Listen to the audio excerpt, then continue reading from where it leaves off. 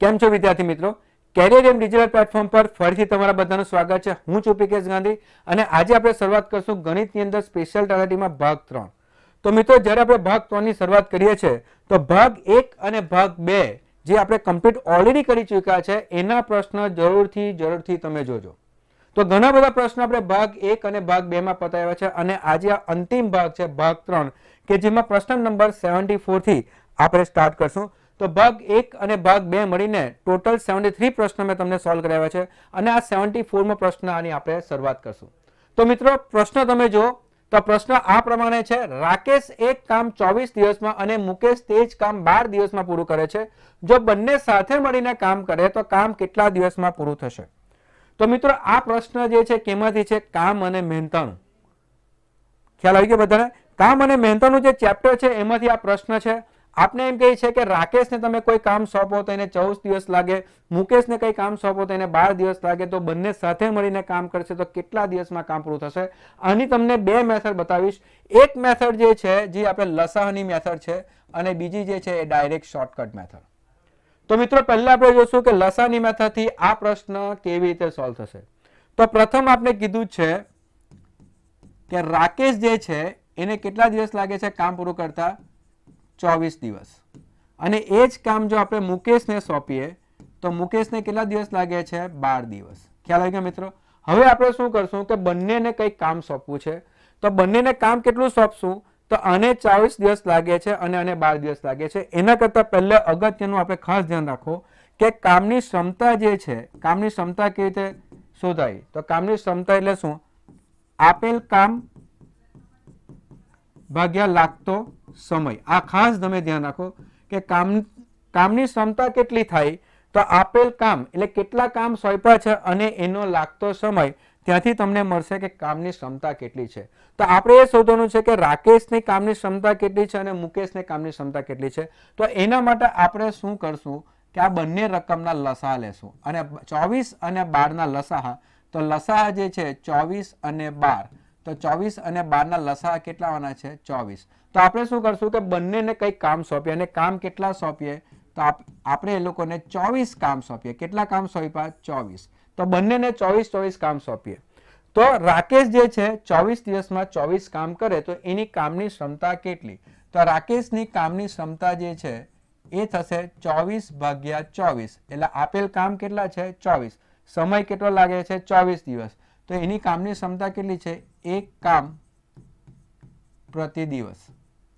એ જ પ્રમાણે આપણે શોધીએ મુકેશનું કે મુકેશની કામની ક્ષમતા કેટલી છે? તો મુકેશ જે છે એને કેટલા કામ સોંપ્યા છે? 24. તો પણ એને દિવસો કેટલા લાગે છે? 12. તો 24 ભાગ્યા 12, તો એ 2 કામ કરશે પ્રતિ દિવસમાં. તો અહીંયાથી ખ્યાલ આવી જાય કે રાકેશ જે છે 1 કામ કરશે પ્રતિ દિવસમાં, મુકેશ કરશે 2 કામ પ્રતિ દિવસમાં. જો બંને સાથે મળીને કામ કરે કે રાકેશ વત્તા મુકેશ, જો બંને સાથે મળીને કામ કરે તો કેટલા દિવસમાં કેટલું કામ થશે પ્રતિ દિવસમાં? તો રાકેશ 1 દિવસમાં 1 કામ કરવાનું, મુકેશ 1 દિવસમાં 2 કામ કરવાના. તો કુલ 1 વત્તા 2 એટલે 3 કામ પ્રતિ દિવસ જે છે એ બંને કરશે. તો મિત્રો જો રાકેશ અને મુકેશ બંને સાથે મળીને કામ કરે તો 1 દિવસમાં કેટલા કામ કરવાના? 3 કામ કરવાના. પણ કુલ કામ કેટલા છે? 24. તો એ લોકોને કુલ કેટલા દિવસ લાગશે? તો કુલ કેટલા દિવસ લાગશે? તો એ લોકો જે છે 24 કામ સોંપ્યા છે પણ 1 દિવસમાં કેટલા કામ કરવાના? 3 કામ. તો એ લોકોને દિવસ કેટલા લાગશે? 3 8 24. એટલે એ લોકોને દિવસ લાગશે 8 દિવસ. ખ્યાલ આવી ગયો મિત્રો? તો આ પ્રમાણે તમે જે છે લસાઅની મેથડથી પણ આ પ્રશ્ન તમે સોલ્વ કરી શકો કે 1 દિવસની બંનેની કામની ક્ષમતા આપણે શોધી, બંનેનો સરવાળો કર્યો એટલે બંને જણ જો ભેગા મળીને કામ કરે તો 1 દિવસમાં 3 કામ કરશે અને એ લોકોને જો 24 કામ સોંપ્યા હોય તો કુલ કેટલા દિવસ લાગવાના? 24 ભાગ્યા 3, તો એ લોકો 8 દિવસમાં જ આ કામ પૂરું કરી નાખશે. તો પહેલી મેથડ જે હતી જે લસાઅની મેથડ હતી. હવે આપણે બીજી મેથડ જોઈએ કે આ પ્રશ્ન આવો સિમ્પલ પ્રશ્ન જો ડાયરેક્ટ પૂછાયો હોય તો આ પ્રમાણે કે આપને કીધું છે કે રાકેશને જે છે 24 દિવસ લાગે છે, એને x લઈ લો, x બરાબર 24. મુકેશને જે છે 12 દિવસ લાગે છે તો y બરાબર 12 લઈ લો. બંને સાથે મળીને કામ કરે મિત્રો તો આટલું જ યાદ રાખવાનું છે કે બંને જો સાથે મળીને કામ કરે તો આટલું જ યાદ રાખવાનું છે xy upon x plus y એ લોકોને દિવસ લાગશે. હવે ખાલી એમાં કિંમત મૂકો 24 ગુણ્યા 12 ભાગ્યા 24 વત્તા 12. તો 24 ગુણ્યા 12 ભાગ્યા કેટલા થવાના 36, 12 તાલી 36 ને 3 અઠામ 24, તો કેટલા દિવસમાં કામ પૂરું થશે? 8 દિવસમાં. તો મિત્રો જ્યારે આવો સિમ્પલ પ્રશ્ન હશે ને ત્યારે તમારે ડાયરેક્ટ આ શોર્ટકટનો તમે ઉપયોગ કરો તો પ્રથમ ડાયરેક્ટ જ તમારો આન્સર જે છે ફટાફટ આવી જશે. ખ્યાલ આવી ગયો મિત્રો બધાને? તો અહીંયા જે છે ક્વેશ્ચન નંબર 74 આપણે જોયો કે જેની અંદર તમને લસાઅની રીત પણ બતાવી અને ડાયરેક્ટ શોર્ટકટ ટ્રીક પણ બતાવી. ચાલો મિત્રો આગળ વધીએ. ક્વેશ્ચન નંબર 75, એ અને બી એક કામને 16 દિવસમાં પૂરું કરે છે. હવે મિત્રો આને ડાયરેક્ટ શોર્ટકટ થી આપણે સોલ્વ કરશું કે એ અને બી ને જો કોઈ કામ સોંપીએ તો એ લોકોને કેટલા દિવસ લાગવાના? 16 દિવસ. બી તેને 20 દિવસમાં કામ કરે છે. જો બી જ આ કામ કરવાનો તો એને કેટલા દિવસ લાગવાના? 20 દિવસ. તો એ તેને કેટલા દિવસમાં પૂરું કરશે? તો આપણો પ્રશ્ન એ છે કે એને એ જ કામ પૂરું કરતા કેટલા દિવસ લાગવાના? પ્રશ્ન તમે બરાબર સમજો તો આપણે એમ કહેવા માંગે છે કે એ અને બી બંને સાથે મળીને કામ કરે તો કેટલા દિવસ લાગે છે? 16 દિવસ લાગે છે. પણ જો બી એકલો કામ કરશે તો એને કેટલા દિવસ લાગે છે? 20 દિવસ લાગે છે. તો એ એકલાને કેટલો સમય લાગશે એ આપણો પ્રશ્ન છે. આવા પ્રશ્નને ડાયરેક્ટ શોર્ટકટ ટ્રીકથી જો આપણે સોલ્વ કરવું હોય તો આમાંની જે મોટી રકમ છે તે x લઈ લેવાની, નાની રકમ છે એને આપણે શું લઈ લઈશું? y.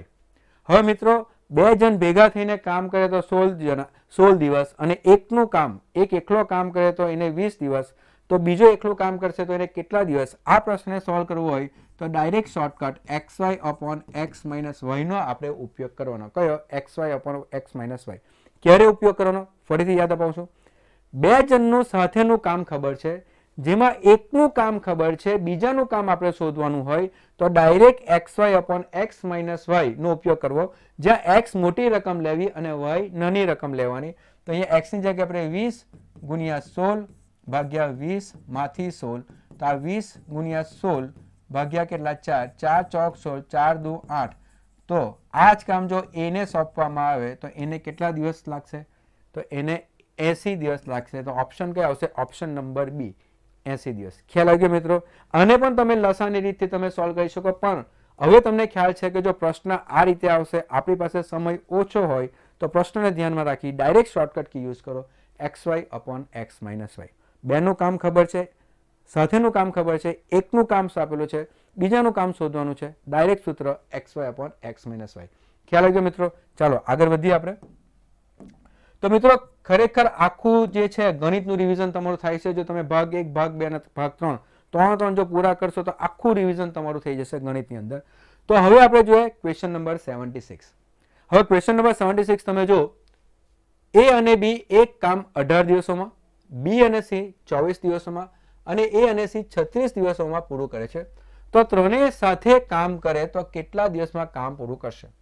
તો મિત્રો હવે આ પ્રશ્ન જે છે બધાને ખ્યાલ આવી ગયો હશે કે પ્રશ્ન એમ કહેવા માંગે છે કે a પ્લસ બી જો સાથે મળીને કામ કરે તો કેટલા દિવસ લાગે છે? 18 દિવસ લાગે છે.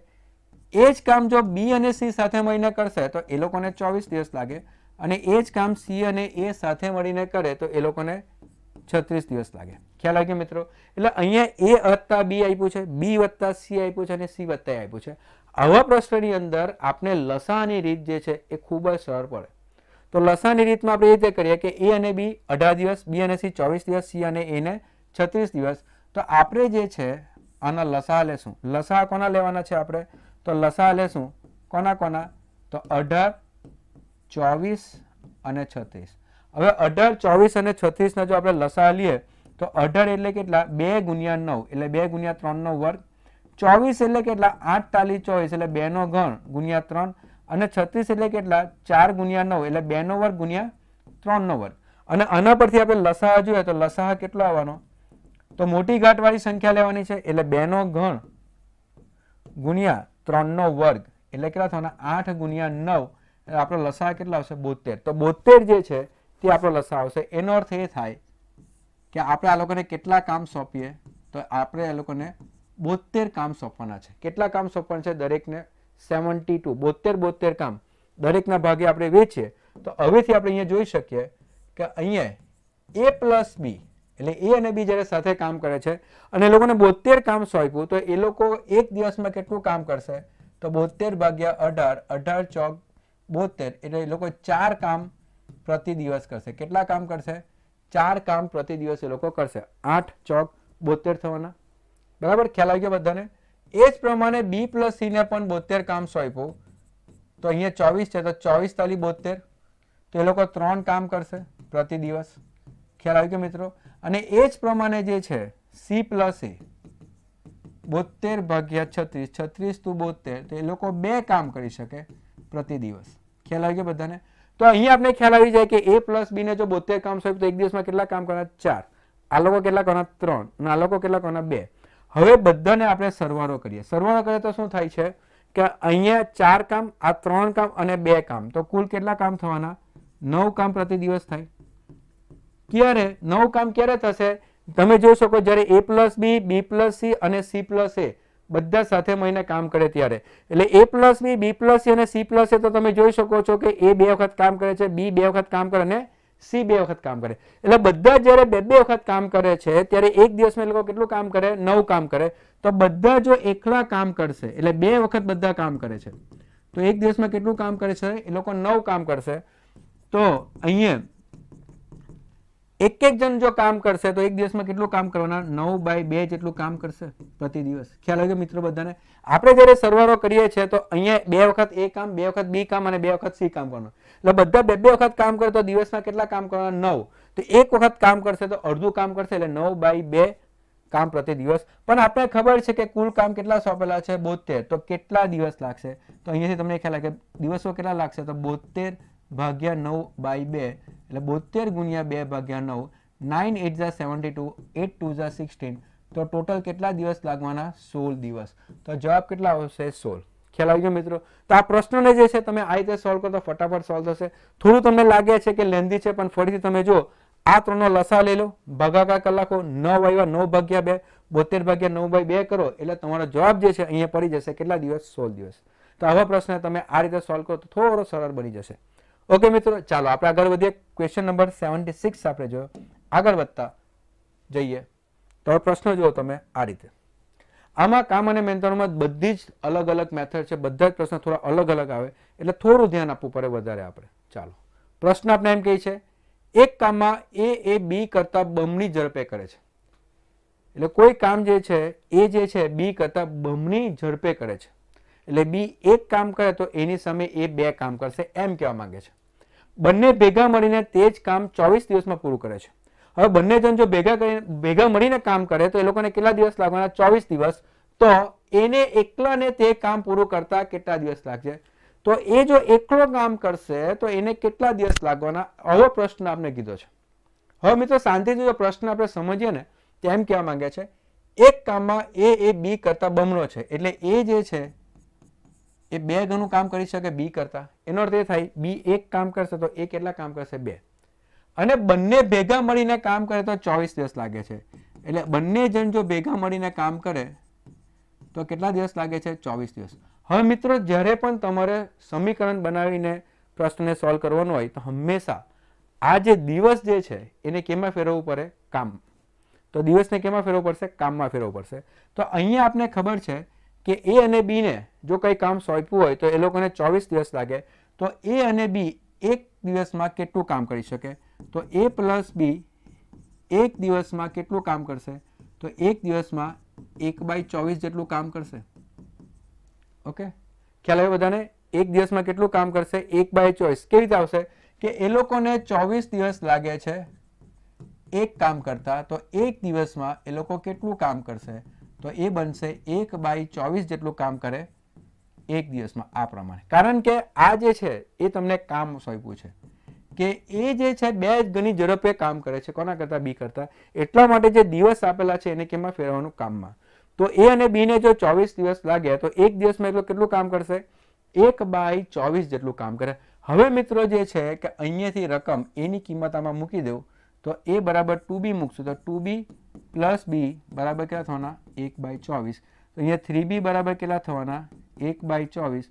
તો બી બરાબર કેટલા થવાના? 1/72 જેટલું કામ બી એક દિવસમાં કરે. તો અહીંયા આપણે પૂછ્યું છે કે એ એકલો કામ કરે તો કેટલા દિવસ લાગશે? તો હવે આપણે શું કરશું? જે બીની કિંમત આપણે આ સમીકરણમાંથી મળી છે 1/72, એને ફરીથી આપણે એ બરાબર 2b માં મૂકી દઈએ તો 2 ગુણ્યા 1/72 એટલે કેટલા થવાના? 1/36 જેટલું કામ એ પ્રતિ દિવસ કરે છે. તો મિત્રો એને જો કામ સોંપ્યું હોય તો એક દિવસમાં કેટલું કરવાનું, 1/36 જેટલું કામ કરીએ તો આખું જ કામ જો એને આપી દઈએ તો એને આખું કામ પૂરું કરતા કેટલા દિવસ લાગવાના, 36 દિવસ લાગવાના. તો જવાબ કેટલા આવશે, 36. અહીંયા જે કામ છે એને ઊંધું કરશું તો શું મળશે, દિવસ. એટલે પહેલા આપણે શું કર્યું, દિવસને કામમાં ફેરવ્યું એટલે 1/24 થઈ ગયું. હવે 1/24 ની કિંમતમાં a વત્તા b બરાબર કેટલા થયા, 1/24. એમાં a બરાબર 2b મૂક્યો તો b ની કિંમત મળી ગઈ 1/72. અને આ જ કિંમત ફરી તમે a બરાબર 2b માં મૂકો તો તમને એની એક દિવસમાં કેટલું કામ કરશે, 1/36 જેટલું કામ કરશે. તો આખું કામ પૂરું કરતા કેટલા દિવસ લાગવાના, 36 દિવસ લાગવાના. તો આ પ્રમાણે આ પ્રશ્ન જે છે તમે સોલ્વ કરી શકો. બધાને ખ્યાલ આવી ગયો હશે. પ્રશ્નની અંદર થોડું ધ્યાન રાખવાનું છે, કામને દિવસમાં ફેરવવાનું, દિવસને કામમાં ફેરવવાનું. ચાલો આગળ વધીએ. એક ટાંકીનો 60% ભાગ ભરતા 2 મિનિટ લાગે છે. એક ટાંકીના 60% ભાગ ભરતા કેટલા મિનિટ લાગે છે, 2 મિનિટ. તો ટાંકીને બાકીના ભાગને ભરતા કેટલો સમય લાગે? સરળ પ્રશ્ન છે. 60% ને કેટલા મિનિટ લાગે છે, 2 મિનિટ. તો બાકીનો ભાગ એટલે કેટલો, 40%. તો 40% ભરતા કેટલો સમય લાગશે, તો કેટલા મિનિટ લાગશે, તો 40 ગુણ્યા 2 ભાગ્યા 60. તો 0 0 ગયા. તો અહીંયાથી તમે જોઈ શકો છો કે 2 તાલી 6. તો અહીંયા 4/3 મિનિટ લાગે અને 4/3 મિનિટ એટલે કેટલા થવાના, તો 4/3 ગુણ્યા 1 મિનિટ એટલે 60 સેકન્ડ થવાના. તો અહીંયા 3 દુ 6 એટલે 4 ગુણ્યા 20 કરશું તો કેટલો સમય લાગશે, 80 second. Option number D. Simple પ્રશ્ન છે. 60% ભરતા 2 મિનિટ લાગે તો બાકીના કેટલા રહ્યા, 40%. તો 40% ભરતા કેટલો સમય લાગશે? સિમ્પલ કેલ્ક્યુલેશન કરો. જવાબ અમુક જવાબ મિનિટમાં છે, અમુક જવાબ સેકન્ડમાં છે. પણ અહીંયા 4/3 મિનિટ આવ્યું એટલે આપણે ખ્યાલ આવી જાય કે આ મિનિટને આપણે સેકન્ડમાં ફેરવવા પડશે. અને 1 મિનિટ એટલે 60 સેકન્ડ. તો 3 ગુણ્યા 20, 20 ગુણ્યા 4, 80 સેકન્ડ જે છે તે આપણો જવાબ. કે બાકીનું ભરતા કેટલો સમય લાગવાનો છે, તો 80 સેકન્ડ. સરળ પ્રશ્ન હતો, ઇઝી પ્રશ્ન હતો. આગળ વધીએ આપણે. ચાલો પ્રશ્ન નંબર 79 આપણે જોઈએ.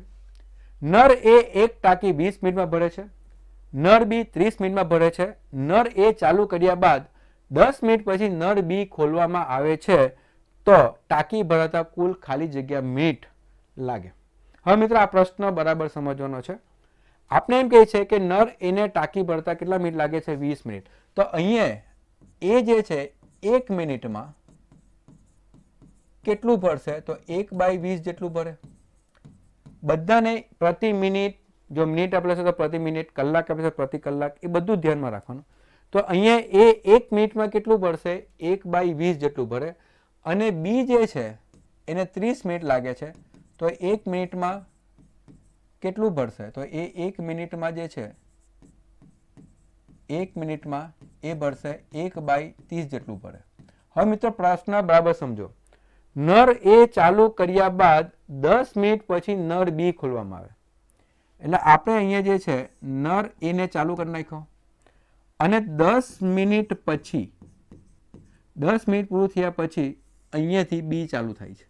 હવે એ તો ચાલુ જ હતો એટલે અહીંયા શું થશે, એ વત્તા બી. નર એ જે છે ચાલુ કર્યા બાદ, એટલે નર એને ચાલુ કર્યા, 10 મિનિટ બાદ, મિનિટ પછી નર બી ખોલવામાં આવે. એટલે 10 મિનિટ પછી નર બી ને ખોલ્યો તો આપણે એમ કહીએ છીએ કે ભરતા કેટલો સમય લાગશે.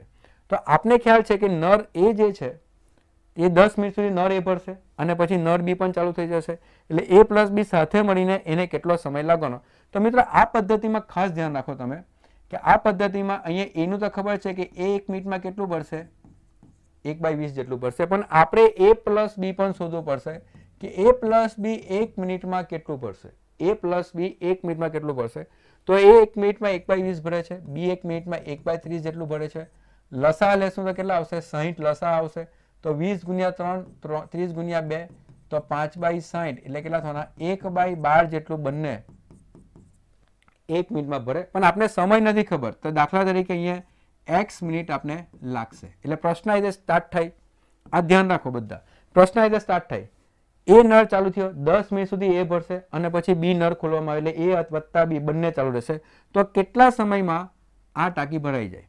તો અહીંયા આપણે એ ધ્યાન રાખવાનું છે કે ઉપર જે છે, ઉપર આપણે શું લેવાનું કે 1 મિનિટમાં કેટલું ભરે અને અહીંયા એ પ્લસ બી 1 મિનિટમાં કેટલું ભરે. તો હવે મિત્રો પ્રશ્ન જો કે એ જે છે 1 મિનિટમાં કેટલું ભરશે, 1/20 જેટલું. પણ એ કેટલા મિનિટ સુધી ચાલુ રહેશે, 10 મિનિટ સુધી ચાલુ રહેશે. પ્લસ હવે a પ્લસ બી ભરશે કેમ કે બીજો નંબર બી ચાલુ થઈ ગયો. a પ્લસ બી 1 મિનિટમાં કેટલું ભરશે? 1/12 જેટલું ભરશે. પણ એ કેટલો સમય લાગશે એ આપણે ખબર નથી અને એ આપણે ગુણ્યા x શોધવાનો છે. પણ આવું કરવાથી શું થશે? આવું કરવાથી આખી ટાંકી ભરાઈ જાય એટલે ઇક્વલ ટુ કેટલા મૂકી દેવાના? 1. આ ઇઝીમાં ઇઝી મેથડ આ પ્રમાણે ગોઠવો. ઉપર 1 મિનિટ 1 કલાક કાં તો 1 દિવસ પ્રમાણે લઈ લેવાનું અને નીચે જે છે એ સમય આપણે લખી દેવાનો. તો આ પ્રમાણે તમારું એક સમીકરણ જેવું બની જાય. હવે તમે જો કે 0 0 ગયા, આ x/12 બરાબર આને પેલી બાજુ મોકલી આપે તો 1 - 1/2 થાય. તો x/12 બરાબર 1/2. તો અહીંયા x બરાબર કેટલા? 12/2 એટલે કેટલા? 6 મિનિટ. તો અહીંયાથી ખ્યાલ આવી જાય બધા મિત્રોને કે આ 10 મિનિટ લાગે છે અને બાકીનો સમય કેટલો છે? 6 મિનિટ. તો ટાંકી ભરાતા કુલ કેટલા સમય લાગવાનો? તો કુલ સમય જે છે એ આપને મળશે કે પહેલાના 10 મિનિટ અને પછીના 6 મિનિટ. તો કુલ સમય કેટલો લાગશે? 16 મિનિટ. તો અહીંયા જવાબ કયો આવશે? Option number D. તો મિત્રો આ પ્રશ્ન તમારે આ રીતે સોલ્વ કરવાનો. ખ્યાલ આવી ગયો મિત્રો? બધા ધ્યાનથી જોજો. વારંવાર જોઈએ તો પોઝ કરીને આ વિડીયો જોજો, પણ ધ્યાનથી જોજો એટલે બધાને ખ્યાલ આવી જાય. આ જે લાઈન બનાવવાની છે અને એમાં ખાસ ધ્યાન રાખવાનું, એ 1 કલાકમાં 1/20 જેટલું ભરશે. 10 મિનિટ સુધી ચાલુ રહેશે એટલે આટલું ભરાશે. પછી એ અને બી બંને સાથે ચાલુ થશે તો એ અને બી 1 મિનિટમાં કેટલું ભરશે? 1/12 જેટલું ભરશે. પણ ખબર નથી કેટલા સમય. તો દાખલા તરીકે x મિનિટ માટે ચાલુ રહેશે તો વત્તા આટલા માટે. પણ આવું કરવાથી આખી ટાંકી ભરાઈ જાય એટલે ઇક્વલ ટુ કેટલા મૂકી દેવાના? 1. અને ત્યાંથી તમે પ્રશ્ન ઇઝીલી સોલ્વ કરી શકો. તો ખૂબ જ અગત્યનો સારો પ્રશ્ન હતો ક્વેશ્ચન નંબર 79. ચલો આગળ વધીએ આપણે. જો એક ગાડી 300 કિલોમીટરનું અંતર 3 કલાકમાં પૂર્ણ કરે છે, એક ગાડી 300 કિલોમીટરનું અંતર 3 કલાકમાં પૂર્ણ કરે છે, તો તે ગાડીની સરેરાશ પ્રતિ કલાકની ઝડપ શોધો. તો ગાડીની આપણે સરેરાશ પ્રતિ કલાકની ઝડપ આપણે શોધવાની છે. તો મિત્રો અહીંયા જે છે ખાલી ફક્ત આપણે ઝડપ શોધવાની છે. તો જો એક ગાડી એટલે આ સમય અને અંતરનો પ્રશ્ન છે. જો એક ગાડી 300 કિલોમીટરનું અંતર એટલે અંતર કેટલું આપ્યું છે મિત્રો? તો અંતર આપ્યું છે 300 કિલોમીટર. 3 કલાક કેટલા કલાકમાં? 3 કલાકમાં પૂર્ણ કરે છે. આપણે ડાયરેક્ટ કીધું જ છે. તો તે ગાડીની સરેરાશ પ્રતિ કલાકની ઝડપ. હવે ઝડપ શોધવાની છે. સિમ્પલ પ્રશ્ન છે. ફક્ત આપણે ઝડપ શોધવાની છે. ઝડપ એટલે શું? અંતર ભાગ્યા સમય. તો ઝડપની ફોર્મ્યુલા શું છે? અંતર ભાગ્યા સમય. હવે અંતર કેટલું કાપવાનું છે? 300 કિલોમીટર. અને એને લાગતો સમય કેટલો છે? 3. તો કેટલા થવાના? 3 ગુણ્યા 100. તો એની ઝડપ કેટલી થઈ જવાની? 100 કિલોમીટર પ્રતિ કલાક. તો ઝડપ કેટલી થશે? 100 કિલોમીટર પ્રતિ કલાક. એટલે ઓપ્શન કયો આવશે? Option number B. ખ્યાલ આવી ગયો મિત્રો? ખૂબ જ સિમ્પલ અને સરળ પ્રશ્ન હતો. તમને અંતર પણ આપેલું છે, તમને સમય પણ આપેલો છે. ફક્ત આપણે શોધવાનું શું છે? ઝડપ. કે ઝડપ કેટલી આવશે? તો અંતર ભાગ્યા સમય કરશો તો ત્યાંથી તમને ઝડપ મળી જશે. ખ્યાલ આવી ગયો? હવે આગળ વધીએ આપણે બધા. ચાલો ઘણા બધા હવે આ સેશન છે ને થોડું ટફ લાગે છે કેમ કે ઘણા બધા વિદ્યાર્થી મિત્રો જે છે ને આ બધા ચેપ્ટર છોડતા હોય છે. પણ થોડું તમે ધ્યાન આપો, થોડી તમે પ્રેક્ટિસ કરો તો આ બધા પ્રશ્ન પણ તમને આવડી જાય. ચાલો આગળ વધીએ. Question number 81. એક ટ્રેન 92.4 કિલોમીટર પ્રતિ કલાકની ઝડપે ચાલે છે. હવે આ ટ્રેન જે છે 92.4 કિલોમીટર પ્રતિ કલાકની ઝડપે ચાલે છે. તે ટ્રેન 10 મિનિટમાં કેટલું અંતર કાપી શકે? પ્રશ્ન સિમ્પલ છે. એ ટ્રેનને 10 મિનિટમાં કેટલું અંતર કાપી શકે એટલું જ આપણે શોધવાનું છે. અને આપણે શોધવાનું છે અંતર. હવે અંતર શોધવાનું છે તો અંતર એટલે શું? ઝડપ ગુણ્યા સમય. એટલે ઝડપ ગુણ્યા સમય કરશું એટલે આપણે અંતર મળી જાય. ઝડપ આપણે આપી છે કે ઝડપ કેટલી છે? 92.4 કિલોમીટર પ્રતિ કલાક જે છે તે આપણે ઝડપ આપી છે. પણ મિત્રો તમે જોઈ શકો છો કે ઝડપ કેમાં છે? કિલોમીટર પ્રતિ કલાક. જ્યારે ટ્રેન જે છે એને સમય કેટલો લાગે છે? મિનિટમાં. એટલે આ કિલોમીટર પ્રતિ કલાક છે પણ આ કેમાં આપ્યું છે? મિનિટમાં. અને જવાબ કેમાં માંગ્યો છે? મીટરમાં. તો મિત્રો ખાસ ધ્યાન રાખો કે અહીંયા ઝડપ જે છે જે કિલોમીટર પ્રતિ કલાક છે એને કેમાં ફેરવવા પડશે? મીટર પર સેકન્ડ. હવે અહીંયા યાદ જ રાખવાનું કે કિલોમીટર પ્રતિ કલાકને મીટર પર સેકન્ડમાં જો ફેરવવું હોય તો ગુણ્યા કેટલા કરવાના? 5/18. તો ગુણ્યા કેટલા કરવા પડશે? 5/18. એટલે 92.4 ને ગુણ્યા 5/18 કરશું તો એ કેમાં ફેરવાઈ જશે? મીટર પર સેકન્ડમાં ફેરવાઈ જશે. આ ખાસ ધ્યાન રાખો. કિલોમીટર પ્રતિ કલાકને મીટર પર કિલોમીટર પ્રતિ કલાકને જો મીટર પર સેકન્ડમાં ફેરવવું હોય તો ગુણ્યા કેટલા કરવાના? 5/18. તો એ મીટર પર સેકન્ડમાં ફેરવાઈ જશે. આ ખાસ તમે ધ્યાન રાખો. તો અહીંયા જો આપણે થોડું કેલ્ક્યુલેશન કરી નાખીએ તો 924/10 924 24/10 ગુણ્યા 5/18. તો મિત્રો અહીંયા જે છે તમે જોઈ શકો છો કે 5 દુ 10, 2 4 = 8, 2 6 = 12, 2 2 = 4. હજુ આપણે અહીંયા 6 વડે ઉડાડી શકાય. તો પહેલા સપોઝ કે 6 વડે આપણે ઉડાડીએ તો 6 તાલી 18. અહીંયા 6 7 = 42 અને 6 7 = 42 એટલે 77/3 મીટર પર સેકન્ડ આવશે. તો ઝડપ કેમાં ફેરવી કરી? મીટર પર સેકન્ડ. અને કેટલા મીટર પર સેકન્ડ છે? 77/3 મીટર પર સેકન્ડ. હવે આપણે સમય આપેલો છે, પણ સમય કયો છે? 10 મિનિટ. ને આપણે એને કેમાં ફેરવવો પડશે? સેકન્ડમાં. હવે 10 મિનિટ એટલે 10 ગુણ્યા 60 સેકન્ડ એટલે કેટલા થવાના? 600 સેકન્ડ. ખ્યાલ આવી ગયો મિત્રો? 1 મિનિટ એટલે કેટલા થવાના? 60 સેકન્ડ. તો 10 ગુણ્યા 60 કરશું તો કેટલા થશે? 600 સેકન્ડ. તો સમય આપણે સેકન્ડમાં ફેરવી કર્યો. અને હવે આપણે શોધવાનું છે કે અંતર કેટલું? તો અંતર એટલે ફરીથી ઝડપ કેટલી આવી આપણી? 77/3 અને સમય કેટલો છે? 600. તો અહીંયા તમે ગણતરી કરી શકો 6 3 દુ 6, 3 ગુણ્યા 200 કરશો 600 થઈ જશે. અને આપણે ગણતરી કરીએ તો 2 શૂન્ય તો છે, 2 7 = 14, 2 7 = 14 + 1 15. તો 15,400 જે છે મીટર જે છે એટલું એને અંતર કાપ્યું. તો ઓપ્શન કયો આવશે? Option number B. પ્રશ્ન એમ સિમ્પલ છે. ખાસ તમારે ધ્યાન પણ શું રાખવાનું છે? કન્વર્ઝન. કન્વર્ઝન એટલે શું? કિલોમીટર પ્રતિ કલાકને મીટર પર સેકન્ડમાં કેવી રીતે ફેરવાય, મિનિટને તમે સેકન્ડમાં કેવી રીતે ફેરવી શકો, અને એ પ્રમાણે તમારો આ પ્રશ્ન જે છે એ આરામથી સોલ્વ થઈ શકે. ખ્યાલ આવી ગયો મિત્રો? બધાને ખબર પડી ગઈ હશે. આગળ વધીએ આપણે.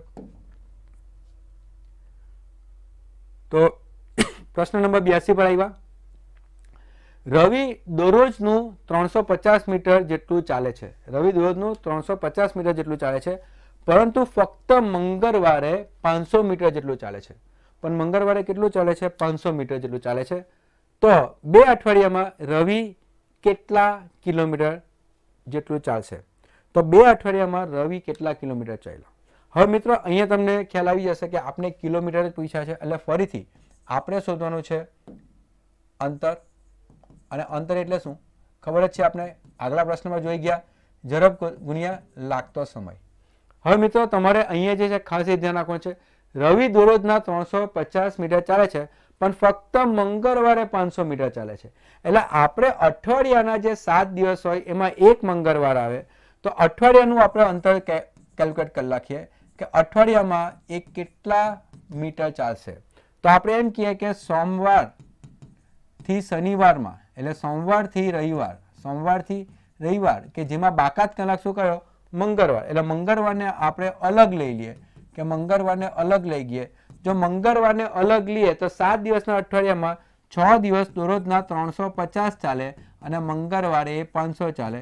તો 6 0 0, 6 5 30, 6 18, તો 2100 વત્તા 500 તો કેટલા ચાલવાનો? એ તો આ થશે 2600 મીટર જે છે એ એક અઠવાડિયામાં ચાલે. 2600 મીટર એક અઠવાડિયામાં. તો 2 અઠવાડિયામાં એ કેટલું ચાલશે? તો 2 અઠવાડિયામાં એ 2600 ગુણ્યા 2 એટલે 5200 મીટર એ ચાલે. કેટલા મીટર ચાલશે? 5200 મીટર. પણ આપણે જવાબ કેમાં માંગ્યો છે? કિલોમીટરમાં. તો આપણે બધાને જ ખબર છે કે 1000 મીટર હોય તો 1 કિલોમીટર થાય. તો મારી પાસે 5200 મીટર છે, તો કેટલા કિલોમીટર થશે? તો 5200 ભાગ્યા 1000. તો 2 મિનિટ ગયા તો કેટલા થવાના? 5.2 કિલોમીટર. તો જવાબ કેટલા આવશે? 5.2 કિલોમીટર.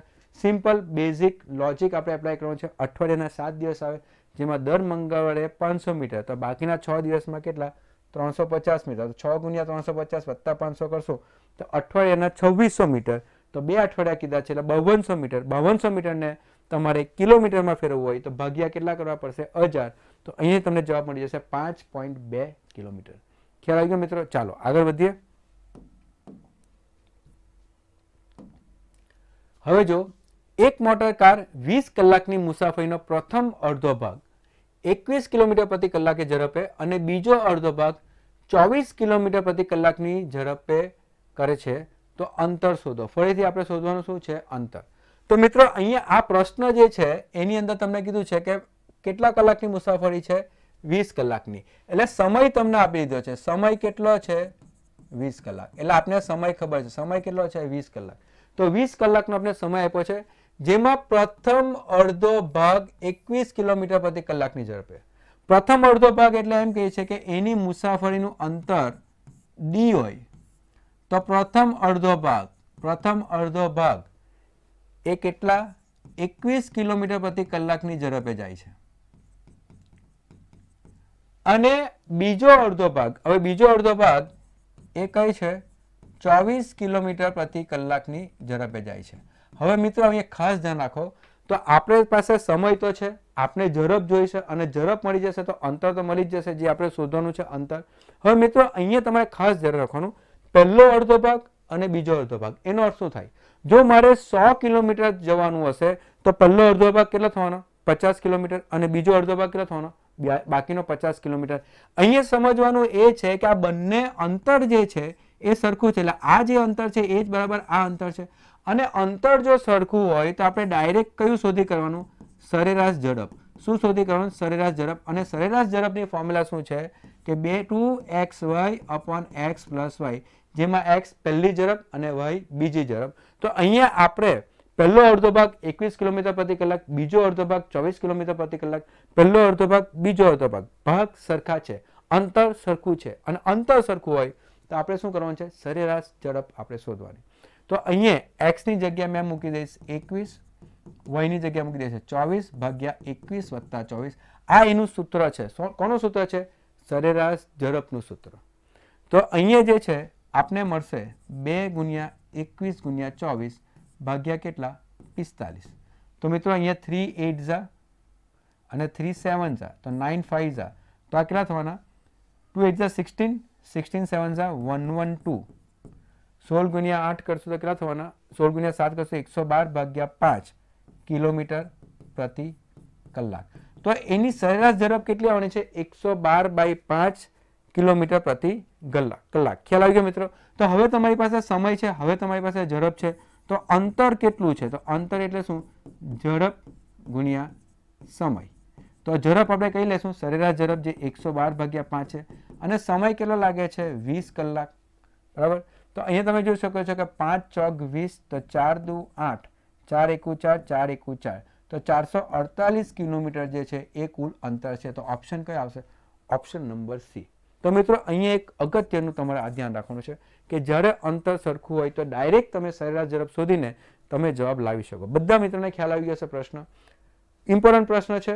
સરેરાશ ઝડપનો ઉપયોગ કરો તો ફટાફટ આ પ્રશ્ન જે છે એ તમારો સોલ્વ થઈ જાય. ચાલો મિત્રો આગળ વધીએ.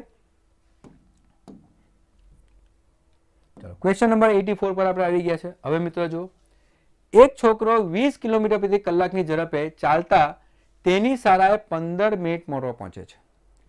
તો આપણે એમ કહેવા માંગે છે કે એક છોકરો 20 કિલોમીટર પ્રતિ કલાકે ઝડપે તેની શાળાએ 15 મિનિટ મોડો પહોંચે છે. બીજી વખત તે તેની ઝડપ 4 કિલોમીટર પ્રતિ કલાકથી વધારે છે. હવે બીજી વખત શું કર્યું એને? એની પોતાની ઝડપ વધારી દીધી. કેટલાક કિલોમીટરથી? 4 કિલોમીટર પ્રતિ કલાકના થી એને ઝડપ વધારી દીધી. એટલે પહેલે જે 20 કિલોમીટર પ્રતિ કલાકથી જતો હતો 4 કિલોમીટર પ્રતિ કલાક વધશે તો હવે એની ઝડપ કેટલી થઈ ગઈ? 24 કિલોમીટર પ્રતિ કલાક.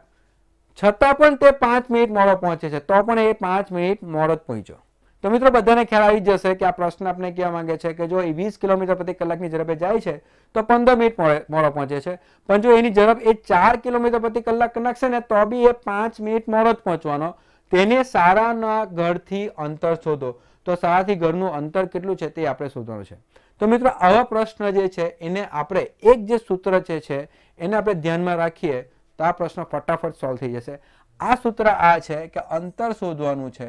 તો આપણે જે છે કે ઝડપ એટલે જે વધુ ઝડપ છે તેને x, ઓછી ઝડપ છે તેને y, તો x * y ભાગ્યા x - y ગુણ્યા સમયનો તફાવત. આ તમારે ખાસ ધ્યાન રાખવાનું. આને તમે યુઝ કરશો, આ સૂત્ર જો તમે ધ્યાન રાખશો તો ફટાફટ આ પ્રશ્ન સોલ્વ થઈ જાય. અંતર બરાબર આ ઝડપ x ગુણ્યા y ભાગ્યા x - y ગુણ્યા સમયનો તફાવત. આટલી વસ્તુ આપણે શોધવાની છે. એટલે અહીંયા x શું છે? તો એક છોકરાને 20 કિલોમીટર પ્રતિ કલાકની ઝડપ ચાલે છે. તો દાખલા તરીકે આપણે x બરાબર કેટલા લઈ લઈએ? 20 પહેલી ઝડપ, અને y બરાબર કે એની ઝડપ 4 કિલોમીટર પ્રતિ કલાકથી વધે તો y કેટલા થઈ જશે? 20 + 4 એટલે y કેટલા લેવાના? 20 કિલોમીટર પ્રતિ કલાક. અને સમયનો તફાવત. સમયનો તફાવત એટલે એમાં ખાસ ધ્યાન રાખો કે સમયનો તફાવત કેવી રીતે શોધવાનો. તો સમયનો તફાવત જો આપણે કીધું જ છે કે એ 15 મિનિટ મોડો પહોંચે છે એટલે આપણે પહોંચવાનો 10 વાગે પણ એ 10 ને 15 પહોંચે છે. 15 મિનિટ મોડો એટલે 15 મિનિટ એને વધારે સમય લાગે છે એટલે +15. અને એ જો એની ઝડપ વધારે તો પણ એ 5 મિનિટ મોડો પહોંચે છે. 5 મિનિટ મોડો પહોંચે એટલે +5 અને બંને વચ્ચે તફાવત એટલે શું કરવાનું? માઇનસ. તો 15 માંથી 5 એટલે કેટલાનો ફરક આવવાનો? 10 મિનિટનો ફરક આવે છે. પણ આપને ખબર છે કે આ કિલોમીટર પ્રતિ કલાક છે અને આ મિનિટમાં આવ્યું છે તો એને 10/60 કલાકમાં ફેરવી દેવાય એટલે 1/6 કલાક જે છે એ એનો સમય છે. ખ્યાલ આવી ગયો મિત્રો? અહીંયા ખાસ શું ધ્યાન રાખવાનું છે? સમયનો તફાવત. મેં કેમ આમ આ રીતે લખ્યું છે તમે ધ્યાન આપો. જો આમાં એવું પણ કીધું હશે ને કે મેં જો મારી ઝડપ 4 કિલોમીટર પ્રતિ કલાકથી વધારી દઉં તો હું 5 મિનિટ વહેલો પહોંચી જાઉં. જો 5 મિનિટ વહેલો પહોંચી જાઉં તો સમય ઓછો લાગે તો +5 ની જગ્યાએ શું લેતે? -5 લેતે. ખ્યાલ આવ્યો મિત્રો બધાને? એટલા માટે અહીંયા મેં બતાવ્યું છે કે +15 અને +5 કે 15 મિનિટ મોડો તો +15, 15 મિનિટ 5 મિનિટ મોડો તો +5 અને બંને વચ્ચે તફાવત એટલે શું? માઇનસ. પણ જો કોઈ પ્રશ્ન એવો પૂછાય કે જેમાં વહેલો પહોંચી જાય તો પ્લસની જગ્યાએ શું લેવાનું? માઇનસ લઈ લેવાનું. વચ્ચે માઇનસ તો આવવાનું છે તફાવત એટલે. તો આ થશે સમયનો તફાવત. અને હવે જો આપણે બધી કિંમત આની અંદર મૂકીએ તો ડાયરેક્ટ આપણે અંતર મળી જાય. x = 20, y = 24. અહીંયા મેં મોડ મૂક્યો છે એટલે મોડની બહાર કોઈ પણ કિંમત આવે તો એ કેમાં મળશે? પ્લસમાં જ મળશે. ગુણ્યા સમયનો તફાવત કેટલા આવે છે? 1/6. તો અહીંયા 20 × 24. અહીંયા પોઝિટિવ જ લેવાનું. ધ્યાન રાખો અહીંયા કયું લેવાનું? પોઝિટિવ જ લેવાનું. મોડ લખ્યું છે. 24 માંથી 20 જશે તો કેટલા? 4 × 1/6. તો 6 × 4 = 24. 24 નીકળી ગયા. તો અંતર કેટલું છે? 20 કિલોમીટર. તો જવાબ કેટલા આવશે? Option number B. મિત્રો આ ફોર્મ્યુલા જે છે ને, જે સૂત્ર જે મેં લખ્યું છે ખૂબ જ ઉપયોગી છે. જ્યારે પણ તમને બે ઝડપ આપે, જ્યારે પણ તમને સમયનો તફાવત આપેલો હોય, તમે આનો તમે ઉપયોગ કરો કોઈ પણ દાખલામાં તો તમે તરત જ તમારો જવાબ આવી જશે. બધાને ખ્યાલ આવી જશે આ પ્રશ્ન. ચલો 84 મો પ્રશ્ન હતો. આગળ વધીએ આપણે.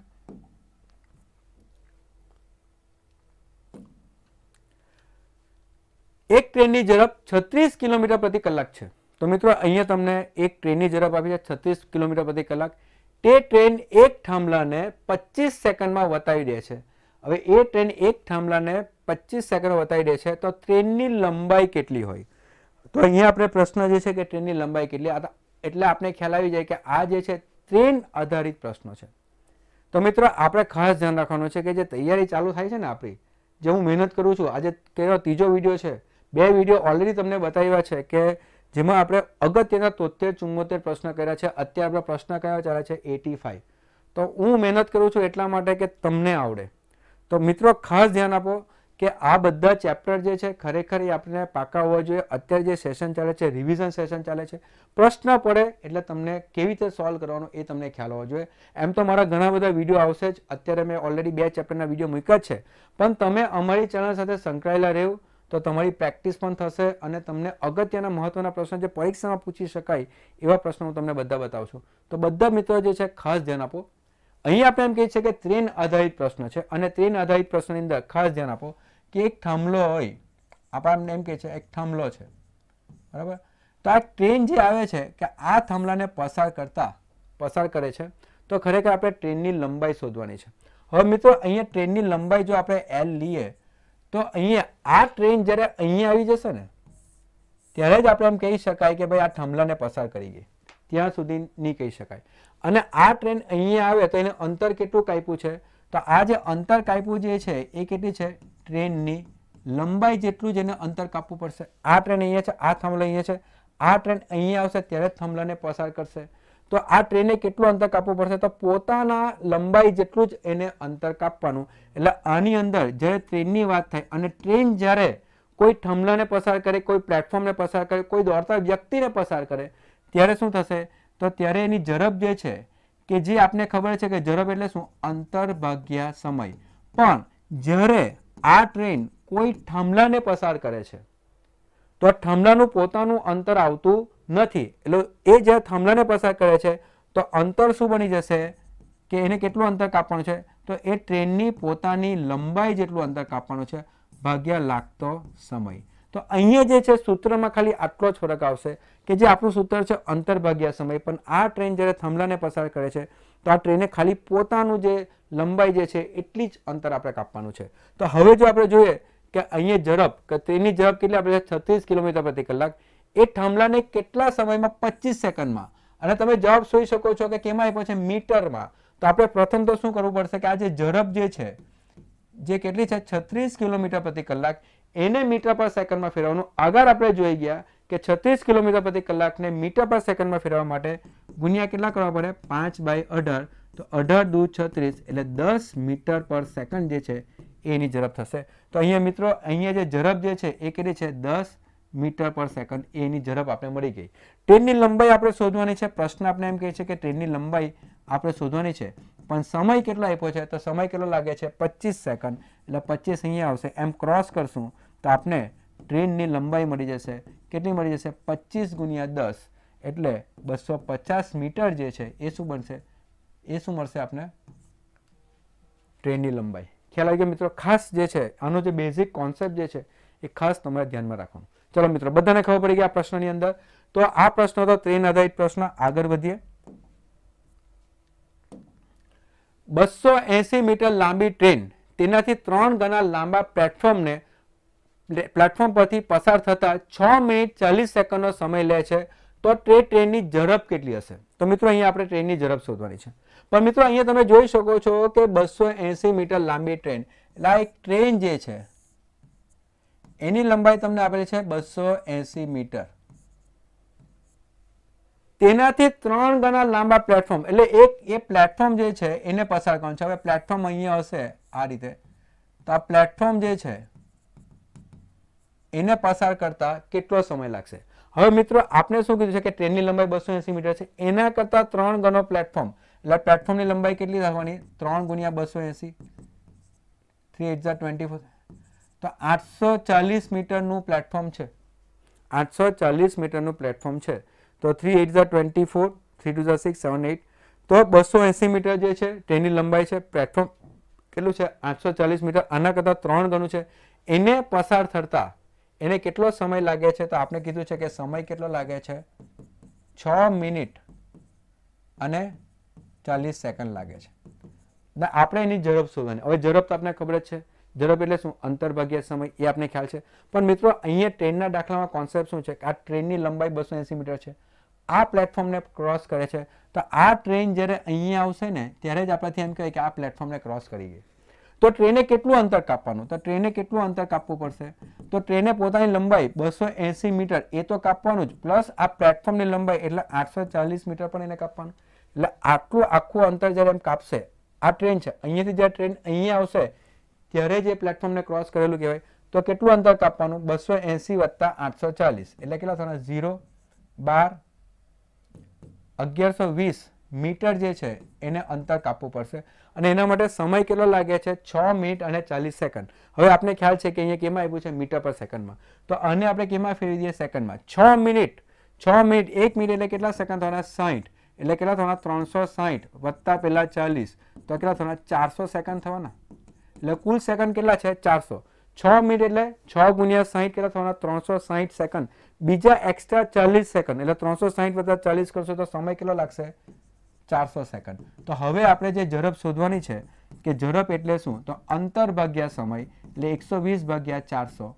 તો અહીંયા 0 0 ગયા 4 વડે ભાગાકાર કરીએ તો 4 દુ 8 અને 4 8 32 અને 1 પોઈન્ટ છે એટલે 2.8 મીટર પર સેકન્ડ જે છે એ આવશે આપણી ઝડપ. તો ઝડપ કેટલી આવશે? 2.8 મીટર પર સેકન્ડ. પ્રશ્ન સિમ્પલ છે, સમજવાનો છે. આગલો પ્રશ્ન જોયો, થાંભલાને પસાર કરે છે ત્યારે થાંભલાનું અંતર નથી આવતું, પણ અહીંયા જ્યારે પ્લેટફોર્મને પસાર કરે છે તો પ્લેટફોર્મના જે લંબાઈ જે છે એની પણ આપણે ગણતરી આપણે કરવાની. અને ટ્રેનની લંબાઈની તો ગણતરી કરવી જ પડશે જ્યારે પણ ટ્રેન થાંભલાને અથવા તો પ્લેટફોર્મને પસાર કરે ત્યારે. ચલો મિત્રો, 2 પ્રશ્ન જોયા, 2 ટ્રેન આધારિત હતા. હવે ટ્રેન આધારિત પ્રશ્ન જો પરીક્ષામાં પૂછાય તો આપણે અચૂક આવડવો જ જોઈએ. ચલો, ખ્યાલ આવી ગયો બધાને? ચલો આગળ વધીએ. ચલો હવે પ્રશ્ન જો. ઓકે, ટ્રેનનો જ પ્રશ્ન છે. 87માં પ્રશ્ન પર આવી ગયા. એક જ દિશામાં જઈ રહેલ 2 ટ્રેનની ઝડપ અનુક્રમે 40 કિલોમીટર પ્રતિ કલાક તથા 22 કિલોમીટર પ્રતિ કલાક છે. હવે એક જ દિશામાં બે ટ્રેન જાય છે, એકની ઝડપ છે 40 કિલોમીટર પ્રતિ કલાક, બીજાની ઝડપ છે 22 કિલોમીટર પ્રતિ કલાક. તે એકબીજાને કેટલા મિનિટમાં 1 મિનિટમાં ક્રોસ કરે છે અને એકબીજાને કેટલી મિનિટમાં ક્રોસ કરે છે 1 મિનિટમાં. જો પ્રથમ ટ્રેનની લંબાઈ 125 મીટર હોય તો બીજી ટ્રેનની લંબાઈ શોધો, એટલે બીજી ટ્રેનની લંબાઈ આપણે શોધવાની છે. તો મિત્રો અહીંયા હવે તમને ખ્યાલ આવી ગયો કે બે ટ્રેન જે છે ને ગતિમાં છે અને જ્યારે બે ટ્રેન જે છે ગતિમાં હોય તો આપણે જે છે રિલેટિવ સ્પીડનો કોન્સેપ્ટ આપણે લેવો પડે. કઈ સ્પીડનો? Relative speed. હવે રિલેટિવ સ્પીડ એટલે શું? તો મિત્રો એક જ દિશામાં જાય છે. એક જ દિશામાં જ્યારે ટ્રેન જતી હોય કે આપણે દાખલા તરીકે આ એક ટ્રેન જે છે તે આ રીતે છે અને બીજી ટ્રેન જે છે તે આ રીતે છે, બે એક જ દિશામાં જાય છે. આ બી આ દિશામાં જાય છે, આ પણ આ દિશામાં જાય છે. હવે આપણે શું કીધું છે? એકની ઝડપ એટલે જે પાછાની ઝડપ જે છે એને આપણે લઈ લઈએ x. ચાલો પાછાની ઝડપને આપણે શું લઈ લઈએ? x. કે આની ઝડપ કેટલી છે? 40 કિલોમીટર પ્રતિ કલાક છે ને બીજી ટ્રેનની ઝડપ કેટલી છે? એને y લઈ લે, એની ઝડપ કેટલી છે? 22 કિલોમીટર પ્રતિ કલાક છે.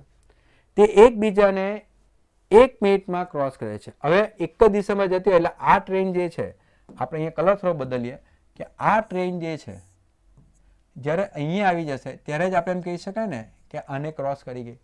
તો ખરેખર આને કેટલું અંતર કાપવું પડશે? તો આનું અંતર આપણે L1 લઈએ તો આનું અંતર કેટલું લેશું? L2. એટલે આનું અંતર કેટલું લઈએ? L2. તો જ્યારે એનું પોતાનું અંતર અને આ બીજી ગાડીનું અંતર બેવને પસાર કરશે ત્યારે જ આ ટ્રેન બીજી ટ્રેનને ક્રોસ કરી શકે. એટલે કુલ જે છે એને કેટલું અંતર કાપવું પડશે? આનું L1 વત્તા L2, આટલું અંતર આપણે કાપવું પડશે. તો અહીંયા જે અંતર જે છે કેટલું કાપવાનું છે? તો પહેલા ટ્રેનની લંબાઈ પ્લસ બીજા ટ્રેનની લંબાઈ, જેમાં ઓલરેડી આપણે કીધું છે કે પ્રથમ ટ્રેનની લંબાઈ કેટલી છે? 125 મીટર. એટલે આ L1 જે છે એ તમને આપી દીધું છે કે L1 કેટલું છે? 125 મીટર.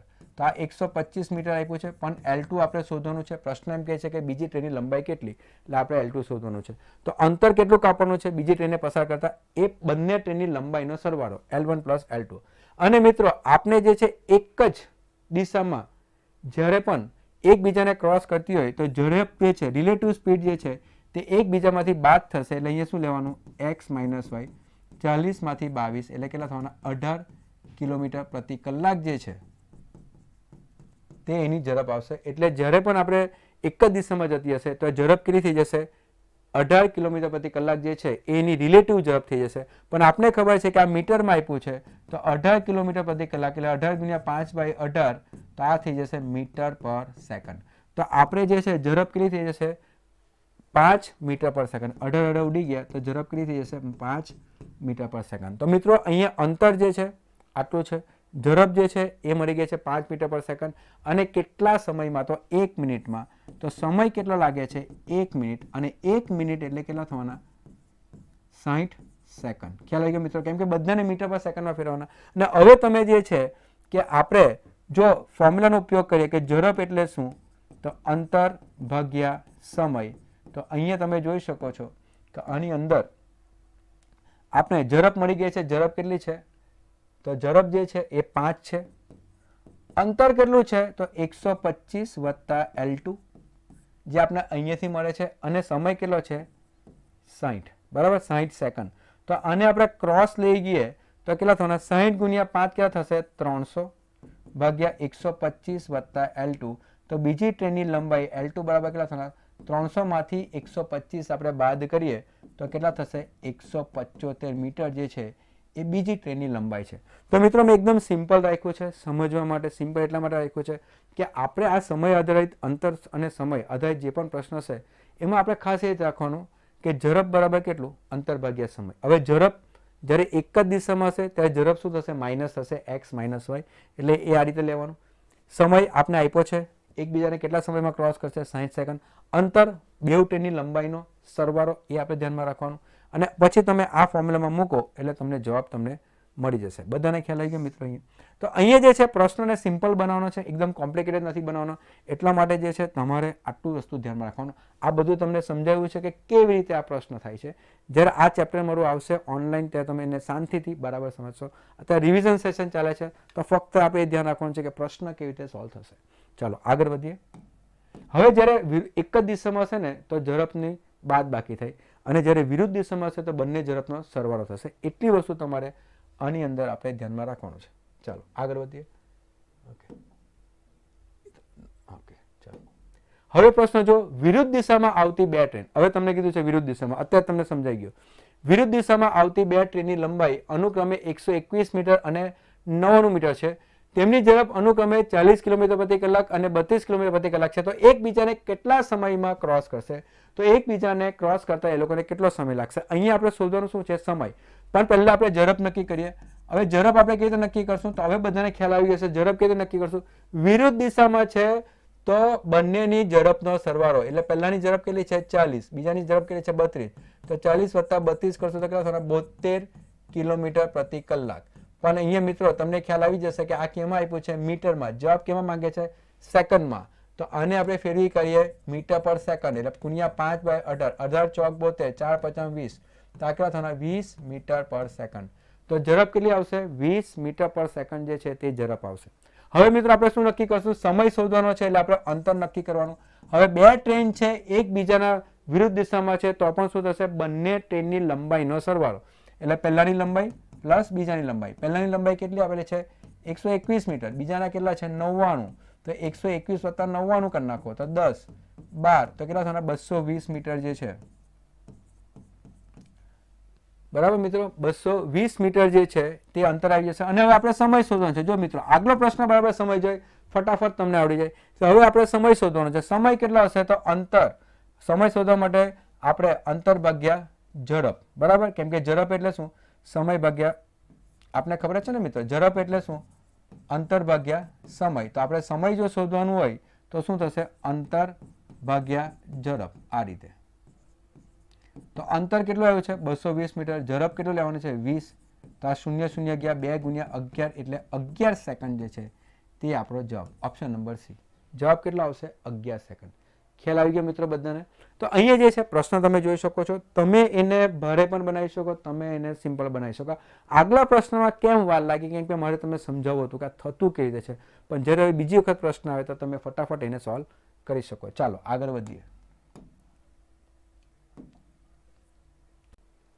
ક્વેશ્ચન નંબર 89 પર આપણે આવી ગયા મિત્રો.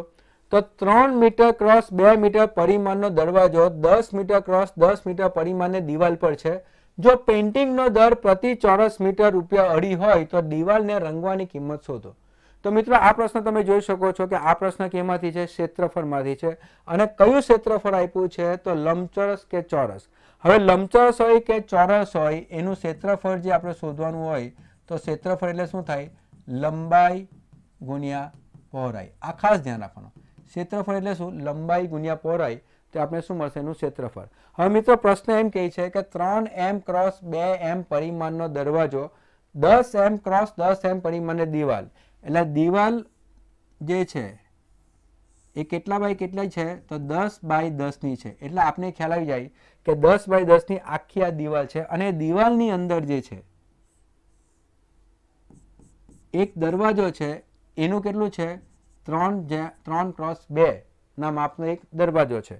અને આપણે એમ કહીએ છીએ કે દિવાલને રંગવાનો ખર્ચ કેટલો થશે? તો મારે જે દિવાલને જે રંગવાની છે, એટલે આ ભાગ જે છે એ મારે શોધવાનો છે.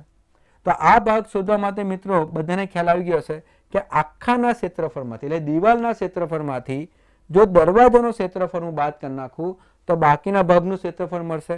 તો અહીંયા જે છે કે દિવાલ જે રંગવાનો છે, કે દિવાલના રંગવાનો ક્ષેત્રફળ એ કેટલું થશે? તો દિવાલને રંગવાનું ક્ષેત્રફળ કેટલું થશે? તો આખી દિવાલનો જે છે ક્ષેત્રફળ જે છે એ 10x10 છે. એમાંથી આપણે શું બાદ કરશું? દરવાજાનું ક્ષેત્રફળ. અને આ દરવાજાનું ક્ષેત્રફળ કેટલું થશે? 3x2. એટલે અહીંયા 100 માંથી આપણે 6 બાદ કરીએ તો દિવાલ રંગવાનું ક્ષેત્રફળ કેટલું છે? 94 ચોરસ મીટર જે છે એનું ક્ષેત્રફળ થશે. અને હવે આપણે ખબર છે કે દર પ્રતિ ચોરસ મીટર કેટલા રૂપિયા છે? ₹2.5 છે. તો દિવાલ રંગવાનો કિંમત કેટલી?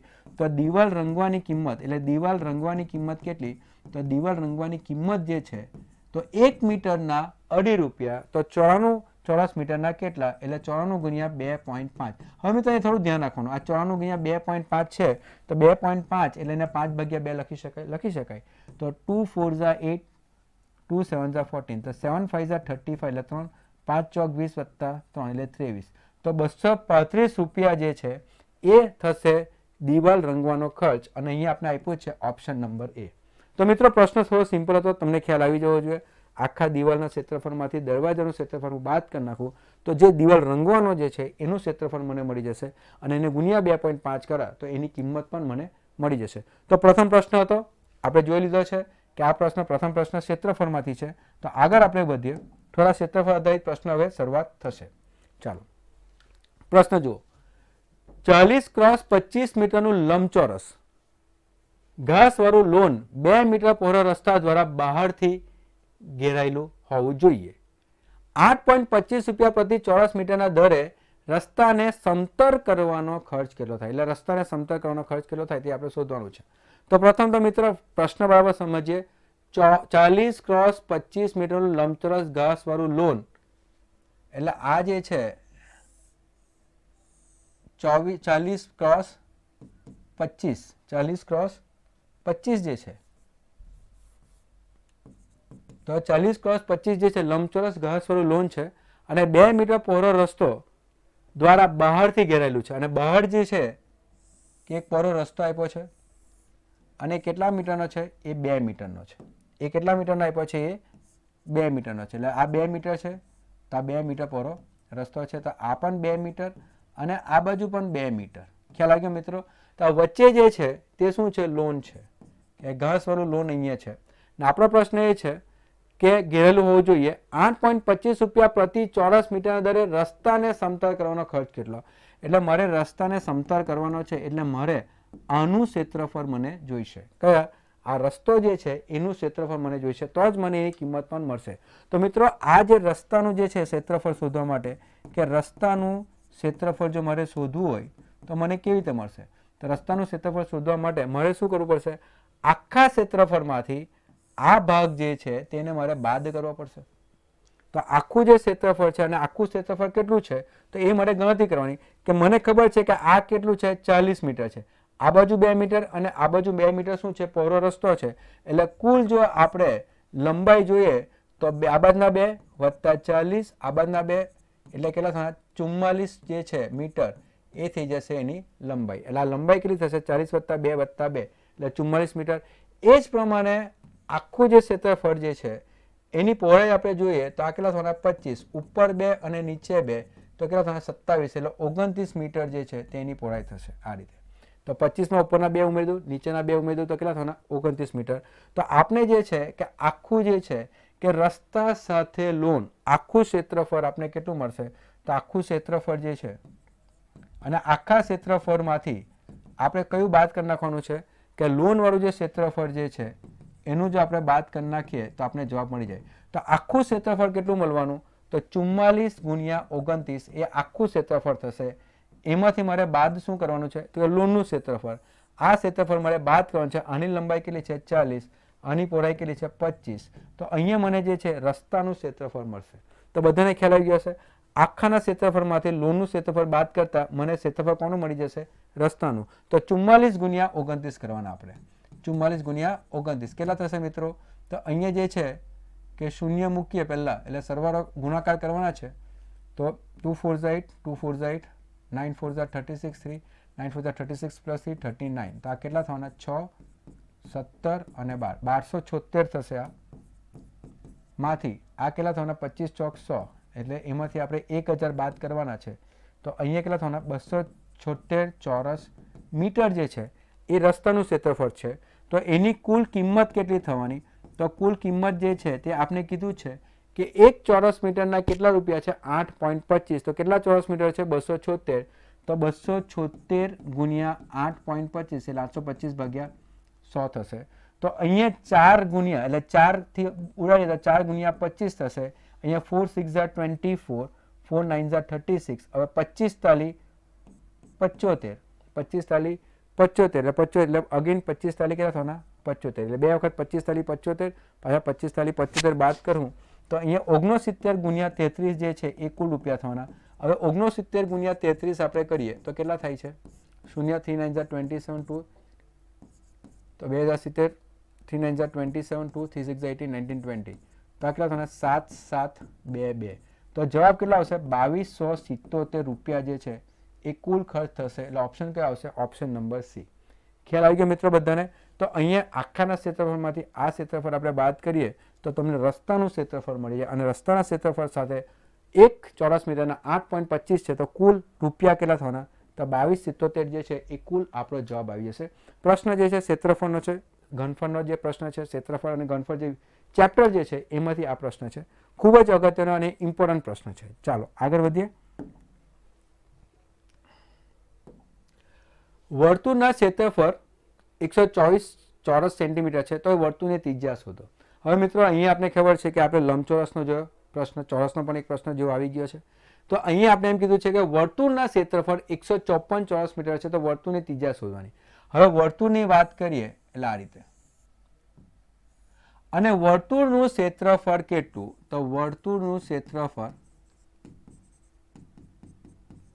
કેટલું થાય પાઈ આર સ્ક્વેર વર્તુળનું ક્ષેત્રફળ કેટલું છે પાઈ આર સ્ક્વેર ને અહીંયા તમને કીધું છે કે વર્તુળનું ક્ષેત્રફળ કેટલું આપ્યું છે 154 ચોરસ મીટર તો 154 આપ્યા છે પાઈની કિંમત કેટલી લઈ લે 22/7 ગુણ્યા r નો વર્ગ અને આપણે વર્તુળની ત્રિજ્યા જે છે તે આપણે શોધવાની છે તો અહીંયા 154 ગુણ્યા 7 ભાગ્યા કેટલા 22 બરાબર r નો વર્ગ તો r નો વર્ગ કેટલો થવાનો તો અહીંયા 22 જે છે તો આપણે ગણતરી કરીએ તો 154 ને 22 વડે ભાગાકાર કરીએ તો 22 ગુણ્યા 7 7 દુ 14 7 દુ 14 તો 7 કરશું તો 154 થશે એટલે અહીંયા 22 ગુણ્યા 7 એટલે r ના વર્ગ બરાબર 7 નો વર્ગ થવાનો તો ત્રિજ્યા કેટલી આવશે 7 સેન્ટીમીટર તો 7 સેન્ટીમીટર એની ત્રિજ્યા આવશે ખૂબ જ સરસ સિમ્પલ પ્રશ્ન હતો ફક્ત તમને વર્તુળ જે છે વર્તુળનું ક્ષેત્રફળ કેટલું થાય પાઈ આર સ્ક્વેર એટલું તમને ખ્યાલ હોવો જોઈએ તો આ પ્રશ્ન જે છે ફટાફટ સોલ્વ થઈ જશે ખ્યાલ આવી ગયો મિત્રો બધાને સિમ્પલ પ્રશ્ન હતો ક્ષેત્રફળ આપ્યું છે એમાંથી આપણે ત્રિજ્યા જે છે તે આપણે શોધવાની હતી ચાલો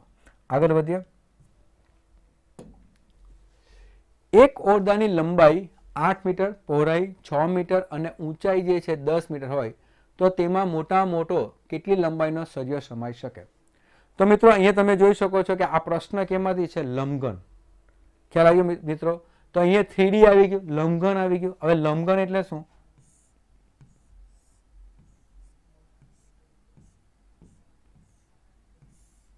આ લંબઘન છે હવે તમને શું કીધું છે એક ઓરડાની લંબાઈ એટલે L બરાબર કેટલા આપેલા છે 8 મીટર પહોળાઈ કેટલું આપેલું છે 6 મીટર અને ઊંચાઈ કેટલી આપેલી છે 10 મીટર હવે આપણે એમ કહે છે તો એમાં મોટા મોટો સમાઈ શકે એ સળિયો કેટલો હશે તો કયા સાઈઝનો સળિયો આપણે લાવવા પડે અને મોટા મોટા કઈ સાઈઝ જે આમાં સમાઈ શકે તો આ સળિયાને જો મારે મૂકવું હોય તો આ ખૂણામાંથી આ ખૂણો આપણે લેવો પડે આ ખૂણામાંથી આ ખૂણો લેવો પડે અને આપણે બધાને જ ખબર છે કે કોઈ પણ રૂમમાં જો લાકડી સીધી નહીં આવે તો આપણે શું કરીએ આડી કરવી પડે તો અહીંયા લાંબામાં લાંબી જે છે સળિયો કઈ રીતે મૂકી શકાય એક આ ખૂણાથી આ ખૂણો મૂકો કાં તો આ ખૂણાથી આ ખૂણો મૂકો એ પ્રમાણે તમે સળિયો મૂકી શકો અને આ સળિયો જે છે એની લંબાઈ આપણે શોધવાની છે તો મિત્રો અહીંયા એક સૂત્ર યાદ રાખવાનું કે આ જે લંબાઈ જે છે એ લંબાઈ એ કેટલી થશે તો એ લંબાઈ થશે વર્ગમૂળમાં L નો વર્ગ વત્તા B નો વર્ગ વત્તા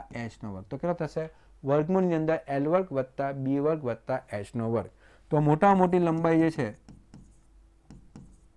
એના માટે યાદ રાખવાનું વર્ગમૂળની અંદર L વર્ગ પ્લસ B વર્ગ પ્લસ H વર્ગ અને ફક્ત તમારે આની અંદર કિંમત મૂકવાની છે L એટલે 8 નો વર્ગ 6 નો વર્ગ અને 10 નો વર્ગ હવે 8 નો વર્ગ એટલે કેટલા થવાના 64 વત્તા 36 વત્તા 100 તો આ કેટલા થવાના વર્ગમૂળમાં 36 વત્તા 100 એટલે 100 વત્તા 100 તો કેટલા થવાના 200 થવાના ખ્યાલ આવી ગયો મિત્રો અને 200 હશે તો આપણે ખ્યાલ આવી જાય કે 200 એટલે કેટલા થવાના 2 ગુણ્યા 100 એટલે 10 નો વર્ગ તો આ 10 નો વર્ગ એટલે બહાર નીકળતા 10 આવી જશે અને અંદર કેટલા રહેશે વર્ગમૂળમાં 2 એટલે જવાબ કેટલો આવશે 10 વર્ગમૂળમાં 2 જે છે તે આપણો જવાબ આવી શકે આ બધા સૂત્ર જે છે ક્ષેત્રફળ અને ઘનફળમાં ખાસ તમે ધ્યાન રાખો મિત્રો કે સૂત્ર આધારિત પ્રશ્ન ઘણા બધા આવે તો આપણે બધા સૂત્ર જે છે તે આપણે ધ્યાનમાં રાખવા ચલો ખ્યાલ આવી ગયો બધા મિત્રોને કે આ જે લંબાઈ જે છે જેની આપણે ડાયાગોનલ પણ કહેવામાં આવે તો એને જે છે વર્ગમૂળમાં L વર્ગ પ્લસ B વર્ગ પ્લસ H વર્ગ આપણે લેવાનું અને ત્યાંથી આ પ્રશ્ન જે છે એ તમારો સોલ્વ થઈ જશે ખૂબ જ અગત્યનો અને ઇમ્પોર્ટન્ટ પ્રશ્ન આપણે કહી શકાય પરીક્ષામાં આવી શકે એવો આ પ્રશ્ન છે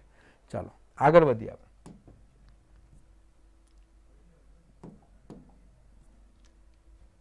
ચાલો પ્રશ્ન જો એક ઓરડાની લંબાઈ 10 મીટર, પહોળાઈ 12 મીટર અને ઊંચાઈ 6 મીટર હોય તો આ ઓરડાને દિવાલનો રંગવાનો ખર્ચ દર ચોરસ મીટરે 5 હોય તો દિવાલોનો રંગવાનો કુલ ખર્ચ કેટલા રૂપિયા થાય? હવે મિત્રો અહીંયા જે છે ફરીથી આ પ્રશ્ન કેનો છે? સમઘનનો છે. અહીં આપણે ખાસ કીધું છે કે ઓરડા જે છે એને આપણે દિવાલ રંગવાનો છે, બરાબર? એટલે આ ઓરડો જે છે એની આપણે દિવાલ રંગવાનો ખર્ચ. હવે જ્યારે તમને દિવાલ જ રંગવાની હોય તો તળિયું અને છતની જરૂર પડતી નથી, કેમ કે તળિયામાં આપણે કલર કરતા નથી. તો આપણે ખાલી દિવાલ જ જે રંગવાની છે તો આ લંબાઈ, પહોળાઈ અને ઊંચાઈ. તો અહીંયા જે છે લંબાઈ અને પહોળાઈનું કામ આવતું નથી અને એટલા માટે દિવાલનું જો ખાલી ક્ષેત્રફળ આપણે કરવું હોય તો દિવાલનું ક્ષેત્રફળ કેટલું થશે? તો એ 2 ગુણ્યા, ધ્યાન રાખો મિત્રો કે જ્યારે પણ ખાલી દિવાલ રંગવાની છે એટલે છત અને ભોંયતળિયું એને રંગવાનું નથી, એટલે L into B, L into બીની જરૂર નથી, પણ L ઇન્ટુ બી એટલે BH પ્લસ HL. તો આપણે ફક્ત કોની જરૂર પડશે? BH plus HL. તો 2 ઇન્ટુ BH પ્લસ HL કરશું એટલે આપણો જવાબ આવી જશે. કારણ કે તમને ખબર છે કે કુલ ક્ષેત્રફળ જે છે કે આખું જે છે કે આખો ઓરડો હશે અને સમઘન હશે તો કુલ ક્ષેત્રફળ કેટલું હશે? 2 into LB plus BH plus HL. આ એનું કુલ ક્ષેત્રફળ છે. પરંતુ L ઇન્ટુ બી, કેમ કે છત અને ભોંયતળિયું એને રંગવાનું નથી, ફક્ત દિવાલને રંગવાનું છે, તો ફક્ત કિંમત કઈ આવશે? BH પ્લસ HL આવશે. તો અહીંયા મિત્રો તમને કીધું છે કે L લંબાઈ કેટલી છે? 10, પહોળાઈ કેટલી છે? 12 અને ઊંચાઈ કેટલી છે? 6. તો આની અંદર આપણે જો કિંમત મૂકી દઈએ તો B બરાબર કેટલા છે? 12 ગુણ્યા 6 વત્તા 6 ગુણ્યા 10. તો એનું ક્ષેત્રફળ કેટલું થવાનું? 12 ગુણ્યા 12 6 72 વત્તા 60. તો આ કેટલા થવાના? 2 ગુણ્યા 2 ને 13. તો 2 2 4, 2 3 6, 2 1 2. તો 264 ચોરસ મીટર જે છે એ એનું ક્ષેત્રફળ આવશે, દિવાલનું ક્ષેત્રફળ આવશે. પણ એનો રંગવાનો ખર્ચ કેટલો છે? ₹5. તો કુલ ખર્ચ કેટલો થવાનો? તો 1 ચોરસ મીટરના ₹5. તો કુલ ચોરસ મીટર કેટલા છે? 264. તો એ થશે 264 ગુણ્યા 5 એટલે 5 ચોક 20, 5 છંગ 30 ને 2 32, 5 દુ 10 વત્તા એટલે ₹1320 જે છે તેનો કુલ ખર્ચ થશે. એટલે ઓપ્શન કયો આવશે? ઓપ્શન નંબર એ. મિત્રો ખાસ ધ્યાન રાખવાનું છે, સમઘન છે, તમને બધા કોન્સેપ્ટ મોરે હોવા જોઈએ કે આખા સમઘનનું ક્ષેત્રફળ આટલું થવાનું છે. પણ આપણે ખબર છે કે ભોંયતળિયું અને છતની જે છે એના પર આપણે કલર કરતા નથી, તો એ ભાગ આપણે કાઢી નાખવાનો. તો દિવાલનું ક્ષેત્રફળ બની જશે આટલું અને ત્યાંથી તમારો જવાબ કુલ ખર્ચ કેટલો આવશે? ₹1320. ચાલો, બધાને ખબર પડી ગઈ આ પ્રશ્નની અંદર. આગળ વધીએ આપણે. ઓકે, એક નળાકારના પાયાનો વ્યાસ 14 સેન્ટીમીટર છે અને ઊંચાઈ 10 સેન્ટીમીટર હોય તો તેના વક્ર સપાટીનું ક્ષેત્રફળ કેટલું થાય? તો આપણે અહીંયા નળાકારના વક્ર સપાટીનું ક્ષેત્રફળ જે છે તે આપણે શોધવાનું છે. હવે નળાકાર જો આપણે જોઈએ તો નળાકાર આ રીતે છે.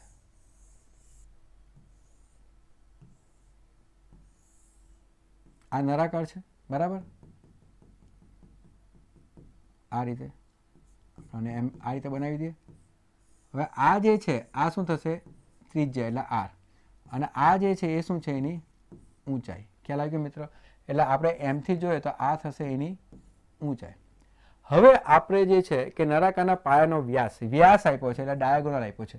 તો વ્યાસ જે છે એ કેટલું છે? 14 સેન્ટીમીટર. તો ત્રિજ્યા કેટલી થશે? તો એની ત્રિજ્યા જે છે તો ત્રિજ્યા કેટલી થશે? 14/2 એટલે 7. તો એની ત્રિજ્યા કેટલી થશે? 7 સેન્ટીમીટરની ત્રિજ્યા થશે. અને ઊંચાઈ કેટલી છે? 10. એટલે આપણે ઊંચાઈ પણ આપેલી છે. ઊંચાઈ એટલે h, ત્રિજ્યા એટલે r, એ આપણે કેટલું આપેલું છે? 10. તો એ પણ આપ્યું છે. અને તો તેના વક્ર સપાટીનું ક્ષેત્રફળ, વક્ર સપાટી એટલે કુલ ક્ષેત્રફળ નથી શોધવાનું, ફક્ત વક્ર સપાટીનું ક્ષેત્રફળ શોધવાનું છે. તો નળાકાર હશે એના વક્ર સપાટીનું ક્ષેત્રફળ કેટલું થાય? તો વક્ર સપાટીનું ક્ષેત્રફળની જે ફોર્મ્યુલા જે છે એ શું છે? તો એની ફોર્મ્યુલા છે 2πrh. તો નળાકારના વક્ર સપાટીનું ક્ષેત્રફળની ફોર્મ્યુલા શું છે? 2πrh. તો અહીંયા બધી જો કિંમત મૂકી દઈએ કે પાઈ એટલે કેટલા? 22/7, ત્રિજ્યા કેટલી આવે છે? 7, અને ઊંચાઈ કેટલી છે? 10. તો આ 7 અને 7 ગયા 44 ગુણ્યા 10, તો 440 જે છે ચોરસ સેન્ટીમીટર જે છે એ આવી જશે એનું ક્ષેત્રફળ. Option number B. ખ્યાલ આવી ગયો મિત્રો? યાદ રાખવાનું છે, નળાકારના વક્ર સપાટીનું ક્ષેત્રફળ જે છે એ શું છે? 2πrh. અને એમાં બધી કિંમત આપણે મૂકી દઈએ તો જવાબ કેટલો આવશે? 440 ચોરસ મીટર. ચાલો મિત્રો, બધાને ખબર પડી ગઈ. સિમ્પલ પ્રશ્ન હતો, ફક્ત વક્ર સપાટીનું ક્ષેત્રફળ જે છે તે આપણે શોધવાનું હતું. ચલો આગળ વધીએ. એક નળાકારના પાયાની ત્રિજ્યા 14 સેન્ટીમીટર અને ઊંચાઈ 25 સેન્ટીમીટર હોય તો તેનું ઘનફળ કેટલું થાય? તો મિત્રો આપણે અહીંયા ઘનફળ પૂછ્યું છે.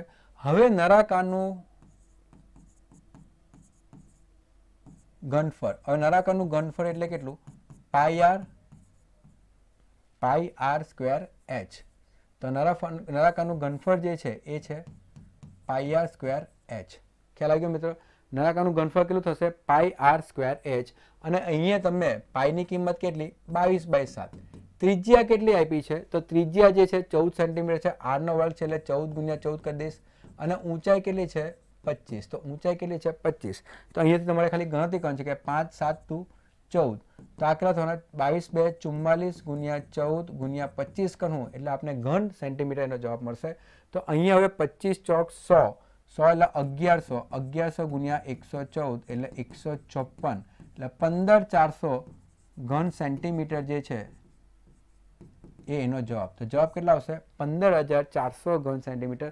ફરીથી ફક્ત જે છે જે ઘનફળની જે છે ફોર્મ્યુલા જે છે, ઘનફળની જે ફોર્મ્યુલા છે પાઈ આર સ્ક્વેર એચ, એના પર તમારે ખાલી ધ્યાન આપવાનું છે. તો કેટલું ઘનફળ આવશે? 15400 ઘન સેન્ટીમીટર જે છે એ એનું ઘનફળ થશે. ચાલો મિત્રો, ખ્યાલ આવી ગયો બધાને? છેલ્લા 2 પ્રશ્ન જોયા. 2 પ્રશ્નમાં ફક્ત તમે સૂત્ર પર ધ્યાન આપો એટલે તમને જવાબ મળી જશે. ચાલો આગળ વધીએ. અને મિત્રો, જો હજુ પણ તમને જે પદ્ધતિ તમે ભણાવી છે તમને ગમે છે, અમે આટલી મહેનત કરીએ છીએ, તો પ્લીઝ અમારી ચેનલને લાઇક કરો, સબસ્ક્રાઇબ કરો અને શેર કરવાનું ભૂલતા નહીં. ચાલો આગળ જોઈએ. હવે આ પ્રશ્ન જો દરેક પ્રકારના પ્રશ્નો લીધા છે જેથી આખું જ રિવિઝન થઈ જાય. એટલે તમે જો પહેલા ભાગથી જો છેલ્લા ભાગ સુધી જોશો ને તો આખા જે ગણિતનું જે સિલેબસ જે છે એ આખું કવર થઈ જાય છે. હવે આપણે એમ કીધું છે એક શંકુના પાયાનો વ્યાસ. હવે કોની વાત કરવાના? શંકુ.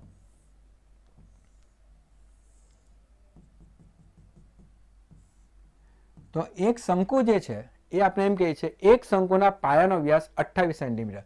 હવે વ્યાસ જો 28 સેન્ટીમીટર હશે તો ત્રિજ્યા કેટલી હશે?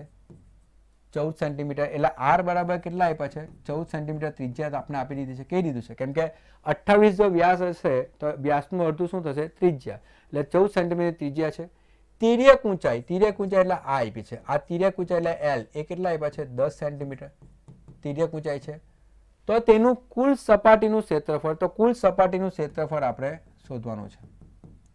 હવે અહીંયા જે છે કુલ સપાટીનું ક્ષેત્રફળ જે આપણે શોધવાનું છે, તો અહીંયા કુલ સપાટીનું ક્ષેત્રફળ એટલે શંકુ જે છે એનું કુલ સપાટીનું ક્ષેત્રફળ કેટલું થશે? તો એ થશે કે જો નીચેનો ભાગ આપણે જોઈએ તો આ કેટલું છે? પાઈ આર સ્ક્વેર. કેમ કે અને ઉપરનો ભાગ જોઈએ તો પાઈ આર એલ વત્તા પાઈ આર સ્ક્વેર. તો કુલ સપાટીનું ક્ષેત્રફળ કેટલું થશે? કે ઉપરનો ભાગ જે છે એ શું છે? પાઈ આર એલ એનું ક્ષેત્રફળ, અને નીચેનો ભાગ કેટલું છે? પાઈ આર સ્ક્વેર. તો અહીંયાથી તમે પાઈ આર જો કોમન કરો તો એલ પ્લસ આર જે છે એ થશે કુલ સપાટીનું ક્ષેત્રફળ. કોનું? શંકુનું. એટલે શંકુનું ક્ષેત્રફળ જે છે તે આટલું છે. હવે આની અંદર બધી કિંમત આપણે મૂકવાની છે એટલે જવાબ આપણે મળી જાય. પાઈ કેટલા છે? 22/7. આર કેટલા ભાઈ? 14. અને એલ કેટલા છે? 10 વત્તા 14. ફરીથી તો અહીંયા 7 દુ 14 થવાના એટલે 22 × 2 44 થવાના, અને 10 વત્તા 14 એટલે કેટલા થવાના? 24. તો 44 × 24 તો કેટલા થશે? 24 × 4 કરશું તો કેટલા થવાના? 96 થવાના. 4 ચોક 16. તો 96 × 11 કરશું તો 960 વત્તા 96 તો 6 15 એટલે 1056 ચોરસ મીટર જે છે એ શું આવશે? કુલ એનું ક્ષેત્રફળ આવશે. તો જવાબ કેટલા આવશે? 1056 ચોરસ સેન્ટીમીટર. ખ્યાલ આવી ગયો મિત્રો? તો આ બધી ફોર્મ્યુલા યાદ રાખવાની છે કે શંકુની જે છે કે ક્ષેત્રફળ કેટલું થવાનું છે? તો pi R L plus pi R square એટલે pi R into L plus R જે છે એ કુલ એનું ક્ષેત્રફળ થશે. પછી તો તમારે કિંમત જ મૂકવાની છે. કિંમત મૂકશું એટલે આપણે જવાબ મળી જશે. ચલો ખ્યાલ આવ્યો મિત્રો? બધાને ખબર પડી ગયા? તો 96મો પ્રશ્ન આપણે જોયો જે શંકુ આધારિત પ્રશ્ન હતો. હવે આપણે આગળ વધીએ. એક શંકુના પાયાનો પરિઘ 22 સેન્ટીમીટર છે અને ઊંચાઈ 12 સેન્ટીમીટર હોય તો તેનું ઘનફળ કેટલું થાય? હવે મિત્રો પાયાનું પરિઘ, હવે શંકુના પાયાનું પરિઘ એટલે શું? 2 પાઈ આર આપ્યું છે. શું આપ્યું છે? પરિઘ એટલે 2 પાઈ આર આપ્યું છે. એટલે ઇંગ્લિશમાં એને સર્કમફરન્સ કહેવાય. તો 2 પાઈ આર ની કિંમત કેટલી છે? 22. એ આપણે કહી દીધું છે. અને આના પરથી તમારે એ છે કે એની ઊંચાઈ કેટલી આપી છે, તો શંકુની ઊંચાઈ આપેલી છે 12 સેન્ટીમીટર. આપણે ઊંચાઈ પણ ખબર છે અને એનું ઘનફળ શોધવાનું. હવે ઘનફળ, શંકુનું ઘનફળ કેટલું, તો 1/3 પાઈ આર સ્ક્વેર એચ. આ શું થશે, શંકુનું ઘનફળ. ફોર્મ્યુલા યાદ રાખવાનું છે, શંકુનું ઘનફળ કેટલું, 1/3 પાઈ આર સ્ક્વેર એચ. તો અહીંયાથી તમને 2 પાઈ આર એટલે 2 ગુણ્યા 22/7 ગુણ્યા આર બરાબર 22 આપને આપ્યું છે. આ 22 ગયા તો આર બરાબર કેટલા થવાના, 7/2. એટલે ત્રિજ્યા કેટલી છે, 7/2. ફરીથી તમને કહું છું, પાયાનો પરિઘ, પરિઘ એટલે શું, 2 પાઈ આર. પાયાનો પરિઘ, શંકુ જોશો તો નીચે સર્કલ જ છે, એનું પરિઘ એટલે શું, 2 પાઈ આર. તો 2 પાઈ આર બરાબર 22 આપ્યું છે અને ત્યાંથી તમને આર ની કિંમત મળી જાય. આર ની કિંમત કેટલી આવશે, 7/2. અને ફક્ત હવે આમાં ઘનફળ શોધવાનું છે, તો આમાં બધી કિંમત મૂકવાની છે. પાઈની જગ્યા 22/7, આર એટલે કેટલા છે, 7/2, પણ 2 વખત આવવાના છે એટલે 7/2 ગુણ્યા 7/2. ઊંચાઈ કેટલી છે, 12. તો એ પણ આપણે આપ્યું જ છે પ્રશ્નની અંદર. તો અહીંયા આ 4 તાલી 12 ગયા, આ 7 અને 7 ગયા, તો 7 દુ 14, 1 7 દુ 14 અને 154. તો 154 ઘન સેન્ટીમીટર જે છે તે આપણો જવાબ મળશે, ઓપ્શન નંબર ડી. એટલે એ કોનું છે, ઘનફળ શંકુનું. ખ્યાલ આવી ગયો મિત્રો?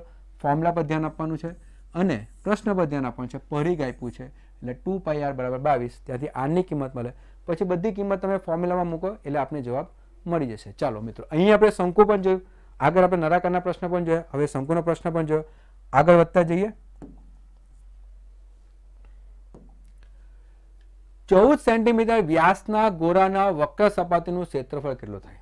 હવે આપણે અહીંયા પ્રશ્ન આવ્યો છે ગોળ. દરેક પ્રકારના પ્રશ્નો લીધા છે એટલે જેથી શું થાય કે આખું રિવિઝન થઈ જાય મિત્રો. તો અહીંયા આપણે ગોળો, તો ગોળાનું વક્ર સપાટીનું ક્ષેત્રફળ, તો પહેલા તો ગોળાનું ક્ષેત્રફળ કેટલું, તો ગોળાનું ક્ષેત્રફળ છે 4 પાઈ આર સ્ક્વેર. ગોળાનું ક્ષેત્રફળ કેટલું થાય છે, 4 પાઈ આર સ્ક્વેર. એ છે ગોળાનું વક્ર સપાટીનું ક્ષેત્રફળ. હવે તમને એમ કીધું છે 24 સેન્ટીમીટર વ્યાસ, તો વ્યાસ કેટલું આપ્યું છે આપણે, 14 સેન્ટીમીટર, 24 નહીં 14 સેન્ટીમીટર. તો ત્રિજ્યા કેટલી થશે, તો ત્રિજ્યા થશે 7 સેન્ટીમીટર.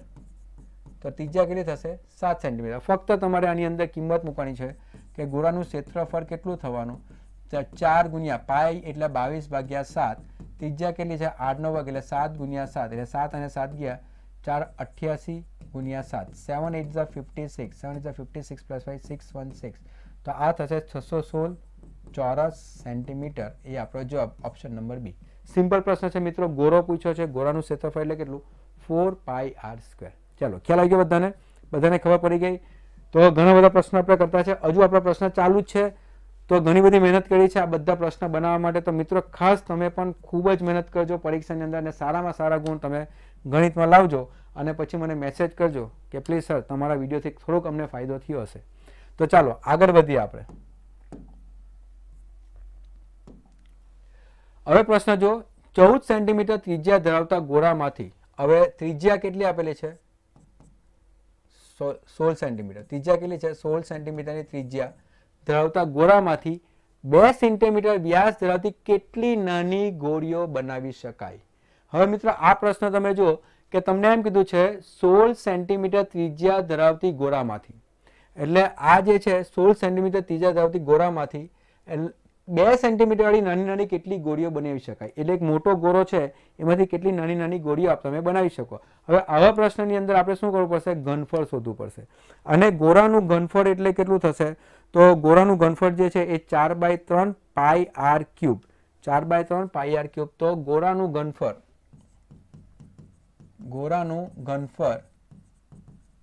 એ 4/3 પાઈ આર ક્યુબ. આ એની ફોર્મ્યુલા છે કે ગોળાનું ઘનફળ કેટલું, 4/3 પાઈ આર ક્યુબ. આ આપણે ધ્યાનમાં રાખવાનું છે.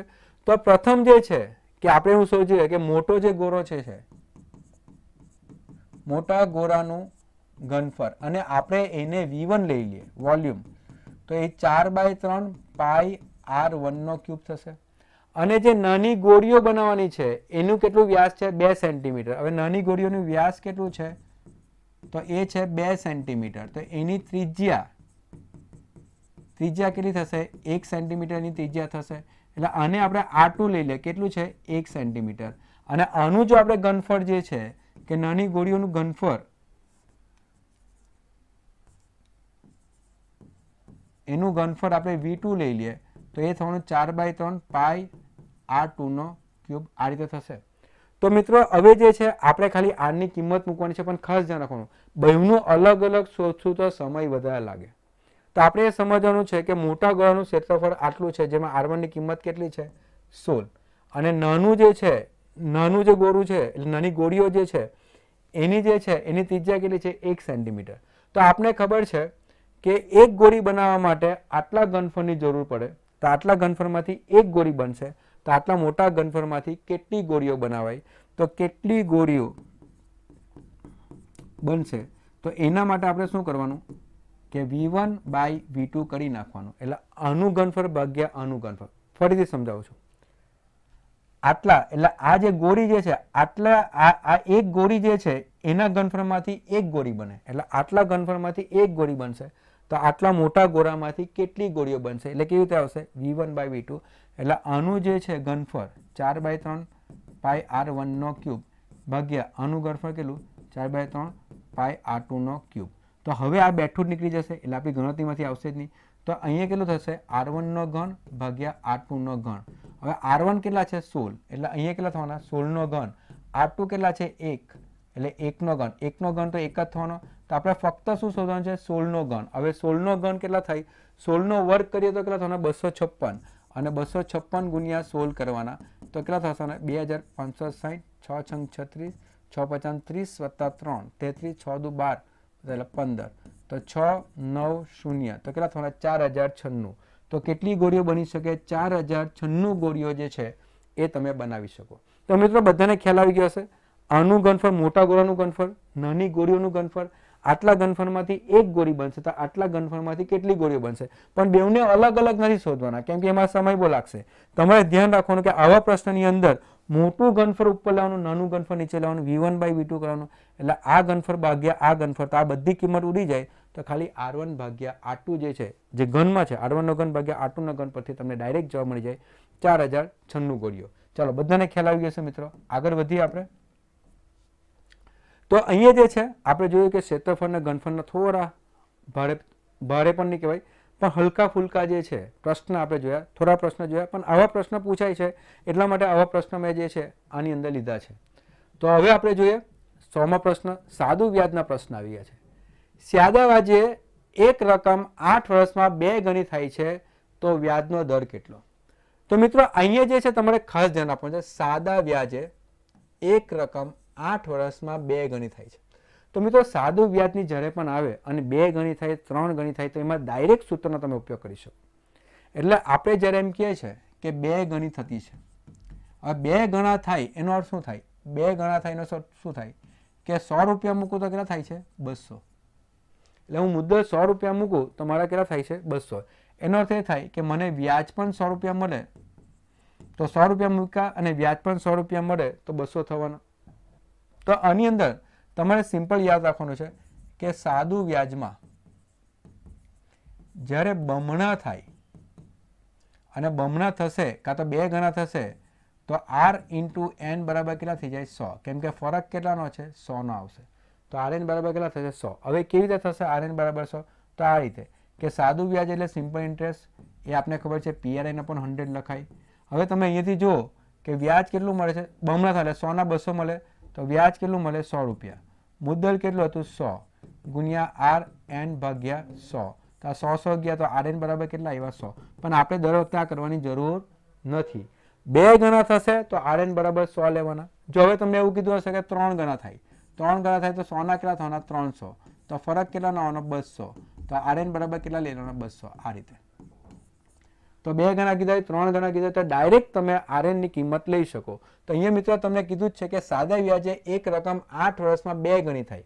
હવે 2 ગણી થાય તો r ઇન્ટુ n બરાબર કેટલા લઈ લેવાના 100, પણ કેટલા વર્ષમાં થાય 8 વર્ષે, તો આ n બરાબર કેટલા 8 બરાબર 100, n એટલે કેટલા વર્ષ, r એટલે વ્યાજનો દર, તો r બરાબર કેટલા 100 ભાગ્યા 8, 100 ભાગ્યા 8 એટલે 4 ગુણ્યા 25 ને 4 દુ 8 એટલે 12.5% જે છે એ મળશે આપણે ડાયરેક્ટ વ્યાજનો દર. તો મિત્રો આ ધ્યાન રાખવું છે, જ્યારે પણ બમણા થશે ત્યારે આપણે શું લઈ લેવાનું rn બરાબર 100, જ્યારે 3 ગણું કીધું હશે ત્યારે આપણે શું લઈ લેવાનું rn બરાબર 200. ખ્યાલ આવી ગયો મિત્રો બધાને? ચાલો આગળ વધીએ. પહેલો પ્રશ્ન હતો સિમ્પલ પ્રશ્ન હતો, આગળ જોઈ લઈએ આપણે. મગનભાઈએ પોતાના બંગલાના સમારકામ માટે 9%ના દરે 2 વર્ષ માટે સાદા વ્યાજે ₹50,000 કર્જે લીધા હતા. 9%ના દરે 2 વર્ષમાં સાદા વ્યાજે રૂપિયા કેટલા લીધા હતા? 50,000. જો સાદા વ્યાજને બદલે ચક્રવૃદ્ધિ વ્યાજ ચૂકવવાનું થાય તો કેટલું વ્યાજ વધારે થાય? જો સાદું વ્યાજની જગ્યાએ ચક્રવૃદ્ધિ વ્યાજ જો આપણે ચૂકવવું પડે તો કેટલા રૂપિયા વધારે ચૂકવવા પડે? તો મિત્રો અહીંયા જે છે તમારે ખાસ એ ધ્યાન રાખવાનું છે કે આ 50,000 રૂપિયા જે છે પહેલાં તેનું સાદું વ્યાજ શોધવાનું અને આ જ 50,000નું જે છે પછી આપણે ચક્રવૃદ્ધિ વ્યાજ શોધીએ અને પછી આપણે ખબર પડે કે કેટલા રૂપિયા આમાં વધારે જશે. તો મિત્રો પહેલાં તો આપણે 50,000 રૂપિયા મુદ્દલ છે, વ્યાજનો દર કેટલો છે? 9% છે. એન બરાબર કેટલા આપેલા છે? 2 વર્ષ. તો અહીંયાથી સાદું વ્યાજ એટલે શું? PRN/100. તમે ડાયરેક્ટલી બી કરી શકો. સાદું વ્યાજ તો એકદમ સિમ્પલ છે. 50,000 9% કરીને ગુણ્યા 2 કરો તો પણ જવાબ આવે. હવે P બરાબર કેટલા છે? 50,000. વ્યાજનો દર કેટલો છે? 9. એન બરાબર કેટલા છે? 2 ભાગ્યા 100.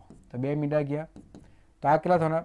500 ગુણ્યા 2 એટલે 1000. એટલે 9,000 રૂપિયા જે છે તે એને વ્યાજ ભરવું પડે. 9,000 રૂપિયા એને વ્યાજ ભરવું પડે. એટલે 50,000 રૂપિયા મુદ્દલ હશે, 9%નું વ્યાજ હશે તો 2 વર્ષમાં કેટલા ભરવા પડશે? 9,000. હવે આ જ પૈસા જો ચક્રવૃદ્ધિ વ્યાજે મૂકે, આ જ પૈસા જો ચક્રવૃદ્ધિ વ્યાજે મૂકે તો શું થશે?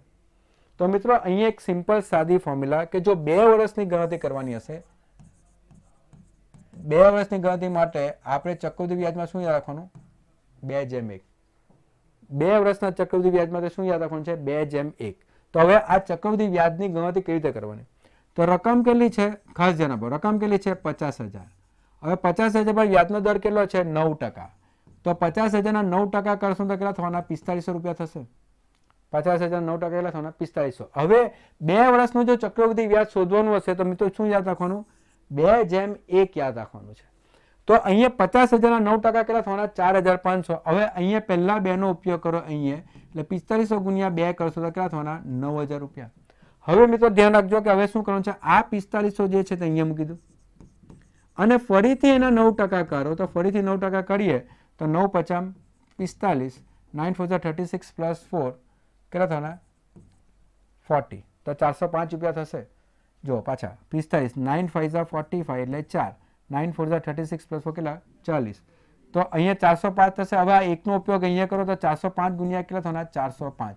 તો ખરેખર અહીંયા 9,405 થવાના. તો અહીંયા તમને ખ્યાલ આવી જાય કે સાદું વ્યાજમાં 9,000 ભરવા પડે, જ્યારે ચક્રવૃદ્ધિ વ્યાજમાં કેટલા ભરવા પડે? 9,405. તો કેટલા વધારે વ્યાજ ચૂકવવું પડશે? તો કેટલું વધારે ચૂકવવું પડશે? તો વધારે કેટલું ચૂકવવાનું? 9,405 માંથી 9,000 બાદ કરીએ તો 405 રૂપિયા જે છે એ વધારે ચૂકવવા પડશે. તો જવાબ કેટલા આવશે? C, 405 રૂપિયા. તો મિત્રો અહીંયા આ પ્રશ્નનો સાદું વ્યાજ પણ શોધવાનું, ચક્રવૃદ્ધિ વ્યાજ પણ શોધવાનું અને એનો તફાવત શોધીએ એટલે આપણે ખ્યાલ આવે છે કે ચક્રવૃદ્ધિ વ્યાજમાં કેટલા વધારે ચૂકવવા પડશે. અને મિત્રો અહીંયા ધ્યાન રાખવાનું છે આપણે કે જે ચક્રવૃદ્ધિ વ્યાજ જે છે એની જે શોર્ટકટ કી છે કે 2 વર્ષ માટે 2/1નો તમે ઉપયોગ કરો તો ફટાફટ તમારો જવાબ મળી જશે. ચલો, બધાને ખબર પડી ગઈ? આગળ વધીએ. થોડું ચેપ્ટરનું બેઝિક તમને બધાને ખબર હોવી જોઈએ તો થોડી મજા આવે. ખ્યાલ આવ્યો મિત્રો? ચાલો હવે પ્રશ્ન જુઓ. 102મો પ્રશ્ન છે અહીંયા. જો કોઈ એક રકમ પર 10% વાર્ષિક દરના દરે 2 વર્ષ થતા ચક્રવૃદ્ધિ વ્યાજ અને સાદા વ્યાજના ₹80 નો તફાવત પડતો હોય તો તે રકમ કઈ? હવે મિત્રો અહીંયા જે છે તમને ખ્યાલ આવી જાય કે ચક્રવૃદ્ધિ અને સાદા વ્યાજનો તફાવત ₹80 હોય તો મારે રકમ કઈ, એટલે મુદ્દલ શોધવાનું છે. હવે અહીંયા આ સૂત્ર જે છે એ તમારે ધ્યાન રાખવાનું કે 2 વર્ષ માટે ચક્રવૃદ્ધિ વ્યાજ માઇનસ સાદું વ્યાજ એ કેટલું થશે? તો PR²/100. Okay, sorry, PR/100 whole square. તો એ કેટલું થશે? P × R/100 whole square. તો આ યાદ રાખવાનું છે કે 2 વર્ષ માટે ચક્રવૃદ્ધિ વ્યાજ અને સાદું વ્યાજનો તફાવત કેટલો થવાનો? તો P × R/100 હોલ સ્ક્વેર. આ યાદ રાખો. હવે તમે પ્રશ્ન જુઓ કે જો એક રકમ પર 10%ના વાર્ષિક વ્યાજે, એટલે વ્યાજનો દર કેટલો છે? 10%. 2 વર્ષ માટે થતા ચક્રવૃદ્ધિ અને સાદા વ્યાજ વચ્ચે તફાવત કેટલો છે? ₹80. એટલે આ તફાવત તમને આપ્યો છે. આ તફાવત કેટલો છે? ₹80. અને મુદ્દલ જો P હોય તો ફક્ત આપણે R ની કિંમત કેટલી મૂકવાની છે? 10. 10 ભાગ્યા 100 નો વર્ગ એટલે આ 0 0 ગયા તો 80 બરાબર P ગુણ્યા આ 10 નો વર્ગ એટલે 1 ભાગ્યા કેટલા થવાના? 100. તો મુદ્દલ કેટલા થવાના? 80 ગુણ્યા 100 એટલે ₹8,000. ખૂબ જ સિમ્પલ પ્રશ્ન બની જશે કે જવાબ કેટલા આવશે? 8,000. ખ્યાલ આવ્યો મિત્રો બધાને? તો અહીંયા ફક્ત જે છે આ યાદ રાખવાનું છે કે 2 વર્ષ માટે સાદું અને ચક્રવૃદ્ધિ વ્યાજનો તફાવત કેટલો થવાનો? P ગુણ્યા R/100 નો વર્ગ. અને પછી તમને કીધું જ છે કે ચક્રવૃદ્ધિ અને સાદું વ્યાજનો તફાવત કેટલો છે? 80 રૂપિયા. આની જગ્યાએ કિંમત કેટલી મૂકવાની છે? 10. તો અહીંયા 10 નો વર્ગ એટલે 100. ખાલી 80 ગુણ્યા 100 કરશું એટલે તમને જવાબ મળી જશે 8000. તો આ બધી નાની નાની વસ્તુ, નાની નાની ટ્રીક, નાની નાની શોર્ટકટ ટ્રીક જે છે એ ખાસ તમારે ધ્યાનમાં રાખવાની છે. ચાલો આગળ વધીએ મિત્રો આપણે. હવે પ્રશ્ન જો, રૂપિયા 16,800 નું વાર્ષિક 6.1/4% ના દરે 9 માસનું સાદું વ્યાજ કેટલું થાય? હવે મિત્રો આપણે કયું 9 માસનું કયું વ્યાજ શોધવાનું છે? સાદું વ્યાજ આપણે કેટલું થાય તે આપણે શોધવાનું છે. તો અહીંયા મુદ્દલ કેટલું છે? 16,800. દર કેટલો છે? 6.1/4% નો દર છે, એટલે 6 ચોક 24 વત્તા 1 5/4% જે છે વ્યાજનો દર છે. ના દરે 9 માસનું સાદું વ્યાજ. હવે માસ કેટલા કીધા છે? 9 માસ. પણ આપણે ખબર છે કે 9 માસને આપણે વર્ષમાં ફેરવવા માટે ભાગ્યા કેટલા કરવા પડે? 12. 3 તાલી અને 3 ચોક એટલે કેટલા? 3/4 વર્ષ લેવાનું અને ફક્ત આપણે સાદું વ્યાજ શોધવાનું છે. તો સાદું વ્યાજ એટલે કેટલું? તો PRN/100. તો અહીંયા P ની કિંમત કેટલી છે? 16,800. વ્યાજનો દર કેટલો છે? 25/4. આ કેટલા છે? 3/4 ભાગ્યા કેટલા? 100. તો અહીંયા ફક્ત કિંમત ઉધારો, આ બે શૂન્ય ગયા. અહીંયાથી 4 ચોક 16, 4 દુ 8 બરાબર. 2 ગુણ્યા 21, 2 દુ 4. તો અહીંયાથી 21 ગુણ્યા 25 ગુણ્યા 3 કરવાના છે. તો 21 ગુણ્યા 3 કરો તો 3 1 3, 3 દુ 6 ગુણ્યા 25. તો કેટલા થવાના? 2 3 6, 2 6 12, 5 3 15, 31. તો આગળ 5 7 5 1 બરાબર. ભાગ્યા કેટલા? એટલે 1575 ભાગ્યા 2. તો 2 7 14. ઓકે. 17. 2 6 2 8 16, 2 7 14 અને 2 5 10. તો 787.50 જે છે એ શું આવશે? સાદું વ્યાજ. સિમ્પલ છે મિત્રો પ્રશ્ન. સાદું વ્યાજ PRN/100 તો ખાલી ઉપયોગ કરવાનો છે. P બરાબર 16,800 આપ્યા છે, R બરાબર 6.1/4% છે એટલે 25/4% થાય. N કેટલા આપેલા છે? 9 માસ આપેલા છે, 9 ભાગ્યા એટલે 3/4 વર્ષ. ફક્ત સૂત્રમાં બધી કિંમત મૂકી દો, ગણતરી કરો એટલે 787.50 જે છે તે આપણો જવાબ આવી જશે. ખ્યાલ આવી ગયો? બધાને ખ્યાલ આવી ગયો? તો અહીંયા જે છે આ પ્રશ્ન તો 103મો પ્રશ્ન આપણે જોયો. ઇઝી પ્રશ્ન હતો, સાદું વ્યાજનો પ્રશ્ન હતો. હવે આપણે જોઈએ 104મો પ્રશ્ન. તો 104મો પ્રશ્ન બરાબર ધ્યાનથી જુઓ મિત્રો. કેટલા રૂપિયાનું 2 વર્ષ માટે 12%ના દરે ચક્રવૃદ્ધિ સાદા વ્યાજ કરતા 36 રૂપિયા વધુ મળે? ફરીથી એવો જ પ્રશ્ન છે કે કેટલા રૂપિયાનું, એટલે મુદ્દલ મારે શોધવાની છે. ફરીથી 2 વર્ષનું એન કેટલા આપેલા છે? 2 વર્ષ માટે 12%ના વ્યાજના દરે 12% વ્યાજ છે, ચક્રવૃદ્ધિ વ્યાજ સાદા વ્યાજ કરતા 36 રૂપિયા વધારે મળે. ફક્ત મિત્રો અહીંયા આ વાક્ય જે છે ને તે સમજવાનું છે કે ચક્રવૃદ્ધિ વ્યાજ અને ચક્રવૃદ્ધિ વ્યાજ જે છે સાદા વ્યાજ કરતા કેટલો વધારે મળવો છે? 36 રૂપિયા. એનો અર્થ એ થાય કે ચક્રવૃદ્ધિ વ્યાજ માઇનસ સાદું વ્યાજ એ વચ્ચે ફરક કેટલાનો આવવો જોઈએ? 36 રૂપિયાનો ફરક આવવો જોઈએ. આ જ આપણે કીધું છે કે કેટલા દરે ચક્રવૃદ્ધિ વ્યાજ સાદા વ્યાજ કરતા 36 રૂપિયા વધુ મળે, એટલે બંને વચ્ચે ફરક કેટલાનો આવવો જોઈએ? 36 રૂપિયા. ને અત્યારે જ મેં તમને કહી ગયો કે જ્યારે પણ 2 વર્ષની ટર્મ હશે, એટલે 2 વર્ષ કીધા હશે અને સાદું અને ચક્રવૃદ્ધિ વ્યાજનો તફાવતની ફોર્મ્યુલા શું?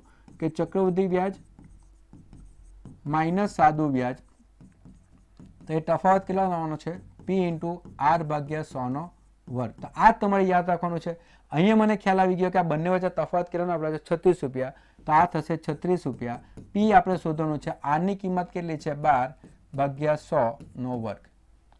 તો મિત્રો અહીંયા જે છે તમે જોઈ શકો છો કે અહીંયા જે છે કે 36 બરાબર P. હવે 4 તાલી 12 થઈને 4 ગુણ્યા 25 100 થાય. 3 નો વર્ગ કેટલો થવાનો? 9.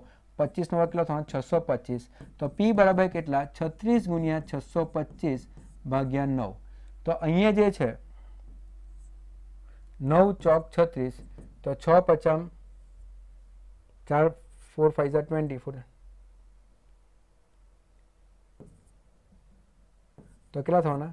2500 રૂપિયા જે છે તે આપણે જવાબ આવશે. બરાબર. 4 5 20 એટલે 2, 4 દુ 8 વત્તા 2 એટલે 10, 4 6 24 પ્લસ 2 26. ઓકે.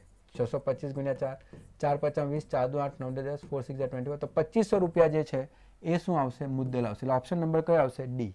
તો અહીંયા તમે જોઈ શકો છો કે પેલી જ મેથડ કે સાદું અને ચક્રવૃદ્ધિ વ્યાજ 2 વર્ષનો તફાવત કેટલો થાય છે?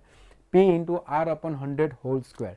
તો આ પ્રમાણે જે છે પ્રશ્ન થોડો અહીંયા તમને ગૂંચાવ્યો છે કે ચક્રવૃદ્ધિ વ્યાજ સાદા વ્યાજ કરતાં 36 રૂપિયા વધુ મળે, પણ અહીંયા તમે જોઈ શકો છો કે એ જ વધુ મળે એટલે શું, બંને વચ્ચેનો તફાવત 36 રૂપિયા આપ્યો છે, પછી તમે રકમ મૂકો એટલે તમને જવાબ મળી જશે. બધાને ખ્યાલ આવી ગયો? તો આ હતો પ્રશ્ન નંબર 104, અગત્યનો પ્રશ્ન હતો. તો અહીંયા જે છે આપણું આજે ત્રીજું સેશન જે છે તે અહીંયા સમાપ્ત થાય છે. તો ઘણા બધા પ્રશ્ન કર્યા, આખી સિક્વન્સ એટલે તલાટીની અંદર જેટલા બી ચેપ્ટર હતા એ બધાના જ પ્રશ્નો મેં ભાગ 1, ભાગ 2 અને ભાગ 3 ની અંદર કરાવ્યા છે. તો મિત્રો હજુ પણ જો તમારી પાસે સમય હશે 2-3 દિવસનો, તો મિત્રો તમે આ બધા જ વિડીયો બરાબર જો, પાછા ફરીથી પ્રેક્ટિસ કરો તો 100% તમે ગણિતની અંદર સારામાં સારા ગુણ મેળવી શકો. તો સૌને best of luck. Thank you very much.